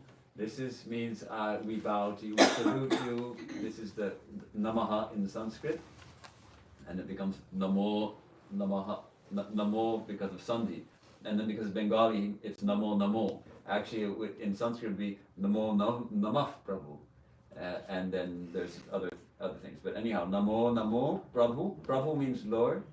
Vakya Mana Atita. You are beyond speech, Vakya, and mind. You are beyond speech and mind. This is. Yeah, I have a question for you. Uh-huh. The whole thing is that why on the second line why we repeat it? Like this line, Namo Namo Prabhu Bhakyamanatita, and then That's the the song has been composed that way. is there any significance behind that? Well, Indian music typically, the bhajans, the devotional music, typically repeats lines a lot. And No, I didn't mean repeat. Like take this any word. Dukkha Ganjana, second line, you go halfway through, and then you repeat that. Yeah, and that's Why what, do you do that? well, because that's a common feature of a lot of devotional music in That's the way it's written. Indian music. It's a common feature of repeating. Swami Vivekananda composed it this way, I imagine. I imagine he composed it this way. Sometimes they repeat also to meet the tal and the laya, because otherwise The the number of beats beats. don't come back in the right way. Yeah, number of beats. But here we're saying some profound things actually. On the one hand, this is a very celebratory mood, a mood of praise and rejoicing, and so we repeat it. It drives it all the deeper into our minds. Namo Namo Prabhu Vakyamanatita Mano Vachanai Kadha. On the one hand, Vakya manatita, you are beyond mind and speech. The divine, the reality is beyond our mind's capacity to understand. Our words cannot describe you. And yet, mano vachanaihi mano vachana ekadhar. Mano vachana, the mind and speech, eka adhar. You are the sole container, or you are the sole support of both speech and mind. And Prabhupada Isha would translate it best really as how did they, let me see it here. Speech cannot hold thee, nor mind. Yet, without thee, we think not, nor speak. nice kind of paradox. On one hand, without thee, we think not. On the one hand, speech cannot hold thee nor mind, yet without thee, we think not nor speak. Some of the way, salutations to you, O Lord. You are beyond mind and speech, and are also the ground of mind and speech. That would be a kind of literal, overly literal translation. Namo Namo Prabhu Vakyamanatita Mano Vachana Ekadhar. Mano Vachana Eka Adhar. The one, you are the sole support of mind and speech. It is that infinite consciousness which is the divine, which is our true nature, in which all this is possible, in which speech is possible, in which thought is possible. It's the consciousness that is the true self, that is the divine, which lends, from which our mind borrows its consciousness. Then, Jyotira Jyoti, Ujala Hridi Kandar, Tumi Tamu Bhanjanaha. Jyotira Jyoti, Ujala Hridi Kandar. Jyotira Jyoti means the light of lights. You are the light of lights, and Ujala, shining, where? In the Hridi heart, Kandara, cave. So you are shining in the cave of the heart as the light of lights. This idea of light of lights comes really from the Upanishads also. Again, Upanishad. And you also find, and Swami Vivekananda was particularly fond of the verse from the Katha Upanishad, that Tatra Suryo Bhati, Chandra Tarakam, Nema Vidyudu Bhati, Kuto Yamagnihi, Tameva Bhantam Unibhati Sarvam, Tasya Bhasa Sarvam Idam Vibhati.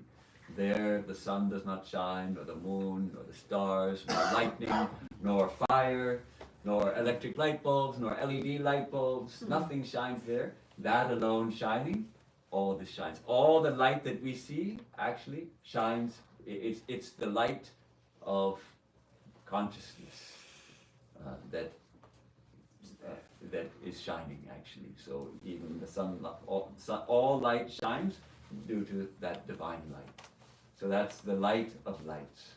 And here he's saying Sri Ramakrishna is the light of lights, that light of consciousness, Ujjala Hridikandara, shining in that dark cave, that dark cavern of the heart. This idea of a cave of the heart is also very appealing.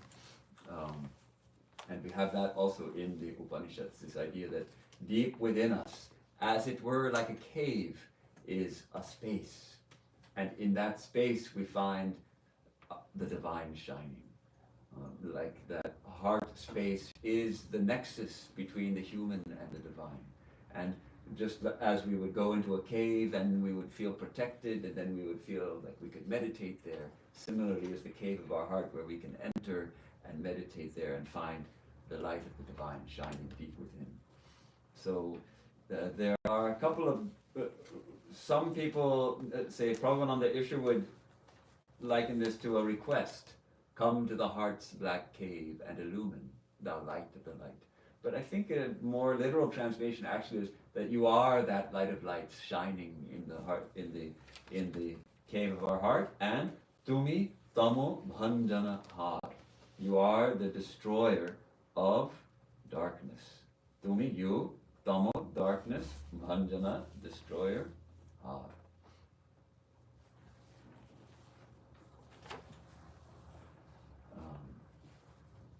Jyotira Jyoti, Ujjala Hridikandara. So then this verse, though as Dijita pointed out, each portion of it is sung twice, and then the whole thing is sung again. So a little faster. And then finally comes this last portion, which again the meter changes. Langa ranga vanga vaje anga sanga ridanga. Langa ranga vanga vaje anga sanga ridanga. Gaite chanda bhakata vrinda arati tomar. Gaite chanda bhakata vrinda arati tomar. Jaya jaya harati tomar. Hara hara harati tomar. Shiva shiva harati tomar. So it's a very celebratory, and here is where he brings it back to the original song that the brothers used to sing, this Kashi Vishwanath, where they Shiva. Jai Shiva Omkara Hara Hara Hara Mahadev, that song, hymn that we Brahma Vishnu Sadashiva Hara Hara Hara Mahadev. That's how they used to sing. So here we find that idea that Shiva again is invoked. But first you have this funny passage, Langa Ranga Bhanga.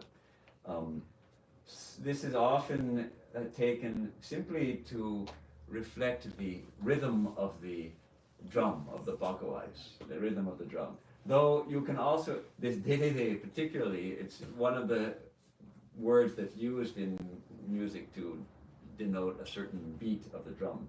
This langa ranga bhanga is typically taken as onomatopoetic, just imitating the sound of the drum. But I've also heard an interpretation where this langa ranga bhanga is suggesting the movement, almost like a dancing. Ranga can mean play.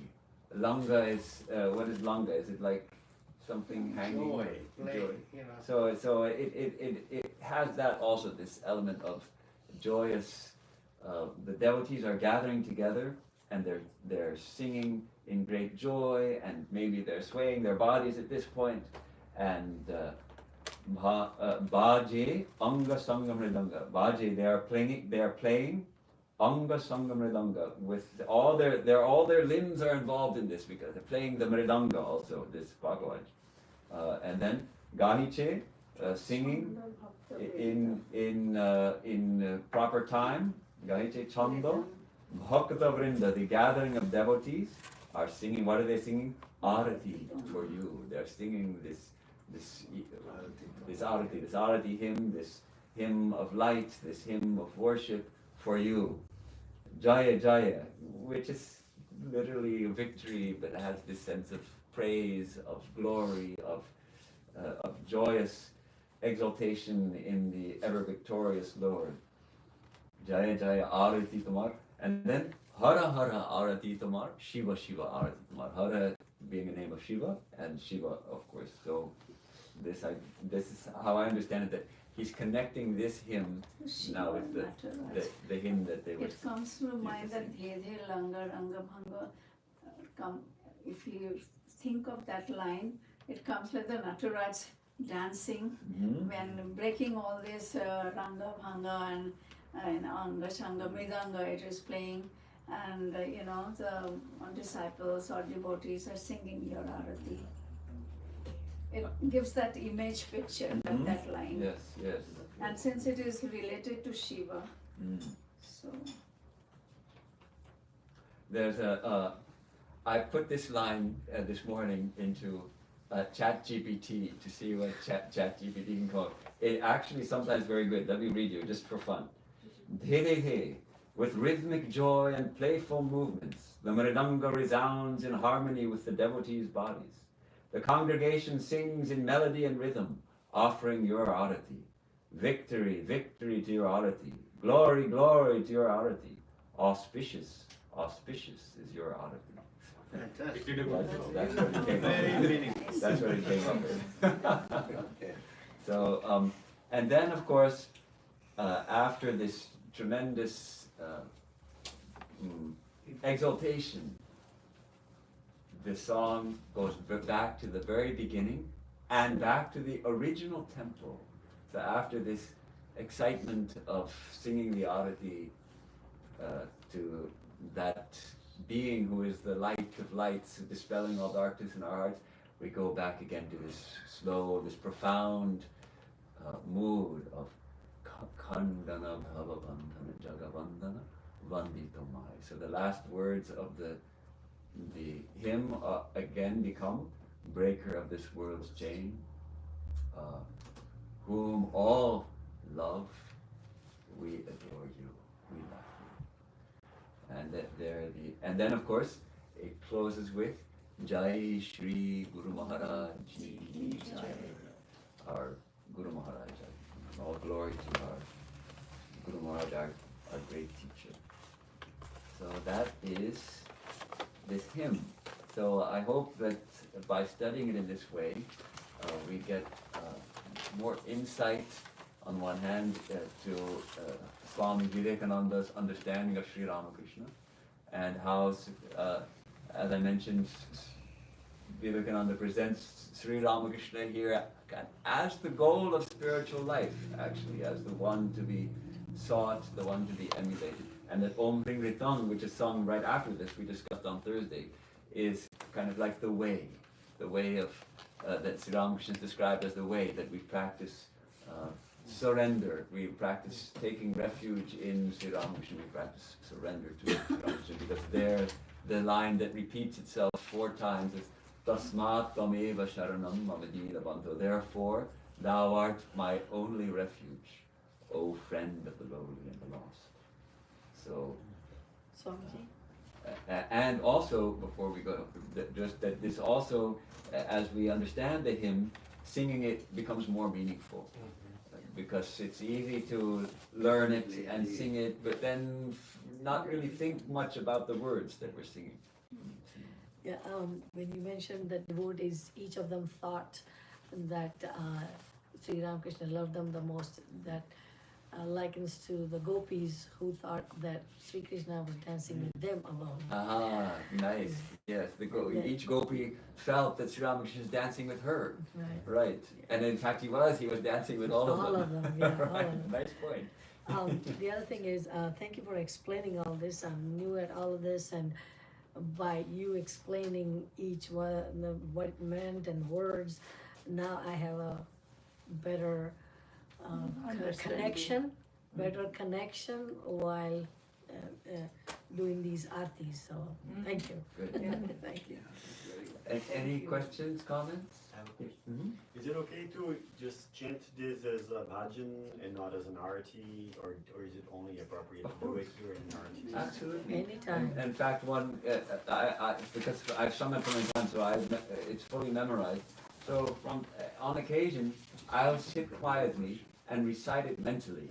And that's a different experience also, because then you can really reflect on the meaning of the words. It's a hard song to sing. It has a lot of life changing. Because it's done daily at many of our centers, although not in Hollywood, but in Trabuco and Santa Barbara, and then in India, with probably only one exception, it's sung at every one of our centers every night at nightfall. The one exception being Mayavati, and Mayavati's branch in Calcutta, the Advaita Ashrama, where there's no ritualistic worship done at all. So there's no kind of... Why is that, Swamiji?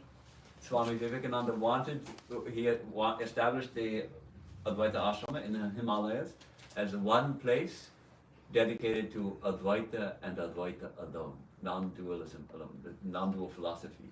So there is to be no worship at all. There's no worship room. There's no shrine. There are a few pictures on the walls, but there's no waving of incense before the pictures, no offering of flowers, no saluting the pictures even, no celebrating special birthdays, nothing, only Advaita. So by doing that, that makes it dualism. Devotion is dualism. You need somebody to Right, devote to. if it's all one, who's going to love whom? So at least one place, though for he himself was a great devotee, and the monks also, most of them practice devotion. I But prefer that too. we add a little jnana to it, and there have been a few monks. A famous one was Swami Abhayananda, Bharat Maharaj, who was staunch non-dualist, And he was actually manager of the Belur Mutt for many years, many years. And so he had to supervise everything going on at Belur Mutt. So when he would go to the temple, sometimes he would go to the temple to see if all the arrangements are good, especially on celebration days. He'd go to see if the flowers are good. But he would not bow down. Now, without exception, the monks that I have seen, when they go to the temple, especially if they enter the inner shrine at the Garbha Mandir at Belur Mutt, at the Ramakrishna temple, they'll very reverently enter and they feel the presence of Sri Ramakrishna. And they make, without exception, they'll make Shashtanga Pranamis, lying down flat in front of Sri Ramakrishna.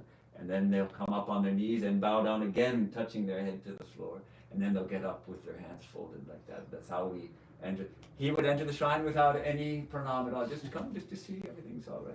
Because he was practicing that all is Brahman. So yes, Sri Ramakrishna here in the temple is Brahman, but so is the dirt pile outside, the trash pile outside in the corner of the mutt compound.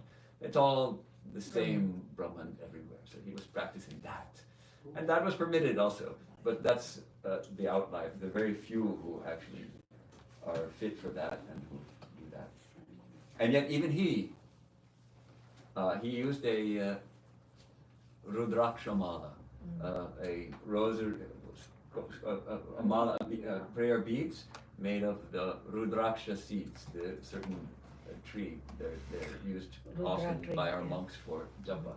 And Swami Sarvadevananji tells us the story of one day he broke while he was using it. Apparently it broke. He called Sarvadevananji, then a young man, asked him, "Can you get it fixed? But you have to get it done before nightfall. Can you do it?" And so he agreed. So he had it restrung, and he found that the beads were all born smooth. So though he was a non-dualist, but he used to do lots of japa, repetition of mantra. And he was so much used to that he didn't want to go one day without it, one day without that mala. Because it becomes, if one uses a mala regularly, it becomes a part of one's spiritual practice, and it becomes very sacred. So that's why typically we don't show our mala, we keep it hidden. And if we do japa, we'll wear a shawl so that the mala is hidden behind the shawl, we don't show it. And also they typically will be very careful not to have it touch the floor. They'll keep it hidden under, maybe they'll cup it with their hands like that. So Swamiji, once I looked up rudraksha.com and found a lot of information. And it has 24 facets when the original ones and so on. Anyway, anybody wants to look it up. It would be nice to grow a rudraksha tree, but they won't grow here. It's too Yeah, There's a they grow forest it in of India. Rudraksha in Hawaii. We went to Kauai, and there's a whole garden of Rudrakshas, and all the Rudrakshas falling, all that. We can pick it up, but we are not allowed to. But do they know, the Hawaiians know the significance of it? I think so. There was another, Shiva temple. somebody. Probably at the Shiva The temple. Shiva temple, Yeah. near the Shiva temple. The fruit tastes a little bit like an apple. I tasted it in Yeah, like a one walnut, place where I was. the walnut shell, but it's smaller. It was very small. The seed is typically small, and there's a fruit Yeah. around it. So in order to get the seed to make them all, you have to remove the fruit and all of that. Swamiji, I was thinking that Vivekananda never preached about his Guru Ramakrishna anytime, or he didn't write about him.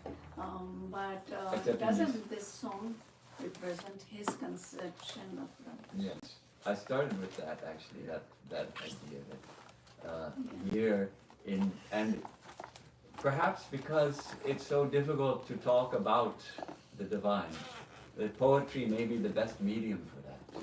The poets touch the ineffable in a way that just writing prose cannot.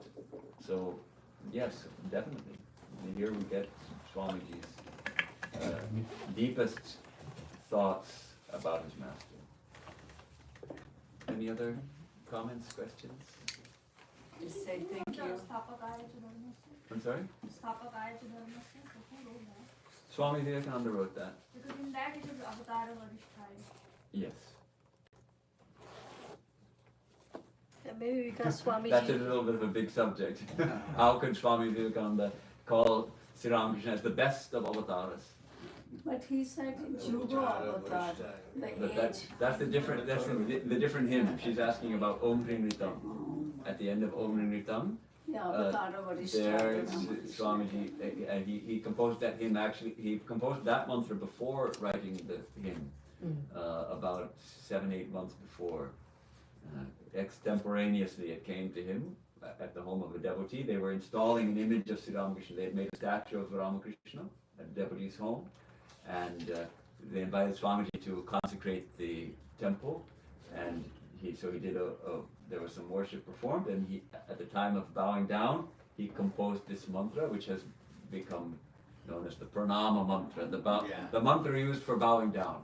And in fact, all deities in Hinduism will have a pranama mantra, a mantra specifically mentioning some aspect of the deity and including this idea of namaha or pranamami, I bow down, I salute, I worship. And so this is considered one of the main pranama mantra. This one is in Sanskrit, correct? It's Sanskrit, yes. And that's Om Sthapakaya Dharmasya Sarvadharma Swarupine Avatara Varishtaya Ramakrishnaya Te Namaha. And all in the fourth case ending, this Aya, because it's that's Sanskrit. It has to be that way when you have Namaha. Then the object of Namaha, it gets the fourth case ending.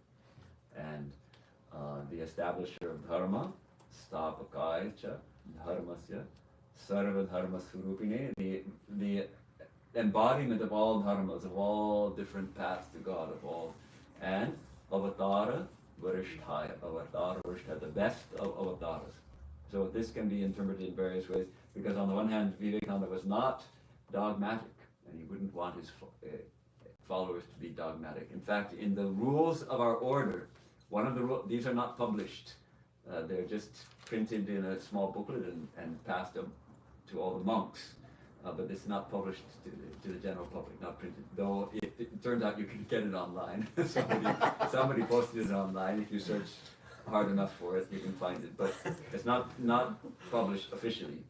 And he said something like, I can't remember the exact words, but if the only thing Sri Ramakrishna hated was anyone who would try to limit God by saying God is this much only and not more. And anybody who does that is a despicable fellow and a hater of God, he said in his rules. And his rules are very positive, very little negativity in them. But this is one of the few negative lines, that anybody who tries to limit God to this or that is a despicable fellow. So he would never want that. One interpretation then is that out of his devotion for his guru, he has said so. And that anybody will think say so about his own guru. Another way of interpreting it is that he's the avatar of the age. So naturally, for this age, he's the best because, as Sri Ramakrishna used to say, that the coins that were minted at the time of the Nawabs, the Muslim rulers, they won't buy you anything now. Today, you need rupees to buy something. So the old coins no longer have the same value. So he was hinting that the current manifestation of divine, that's best or more valuable. Swami Sridharananda gave a long talk on this, which I don't think I can summarize it in 30 seconds, but the basic idea is that on the one hand, he likened it to this Brahma Veda Varishtha, this idea in Upanishads that the best knower of Brahman. And how can there be gradations between knower of Brahman? Actually, they all know, they're all fully realized, they're all liberated. But one knower of Brahman may be fully liberated, but he's only sitting in a cave, and he doesn't mix with anybody, and he's completely alone. Another knower of Brahman maybe comes to the village and begs his food, and when people come, he blesses them. And the third may not only do that, but he may teach others how to attain Brahman. So, from one standpoint, they're all equal. They're all fully realized knowers of Brahman. From another standpoint, wouldn't we say that the one who teaches others to also the way to freedom is best? We would tend to say that. So, in that light, perhaps Sri Ramakrishna is talking something like that. Swami Mahayogananda is talking. So that's, in very brief, how Sri Dharanji addressed that question. Swamiji, I was also thinking that Swami Vivekananda didn't write so much about Sri Ramakrishna probably because how do you describe God? The words fail us, the bhavanas, the bhav fail us, so just... One of our monks did say a nice thing. He said that English has been rendered also a holy language because Swami Vivekananda expressed the highest truths in the English language in his Jnana Yoga and other texts. So it could reach many people, not just the Sanskrit.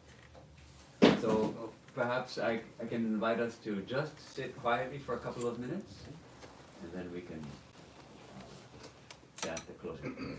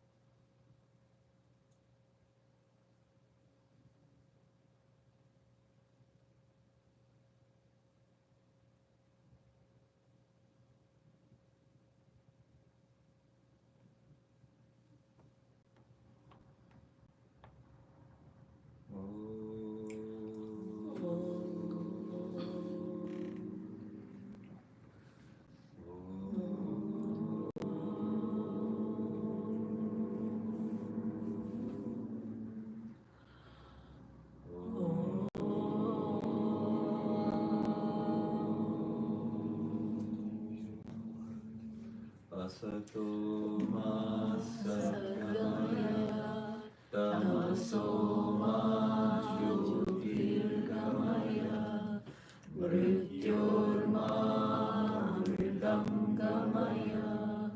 Om Shanti Shanti Shanti. From the unreal, lead us to the real. From darkness, lead us unto light. From death, lead us to immortality. Om, peace, peace.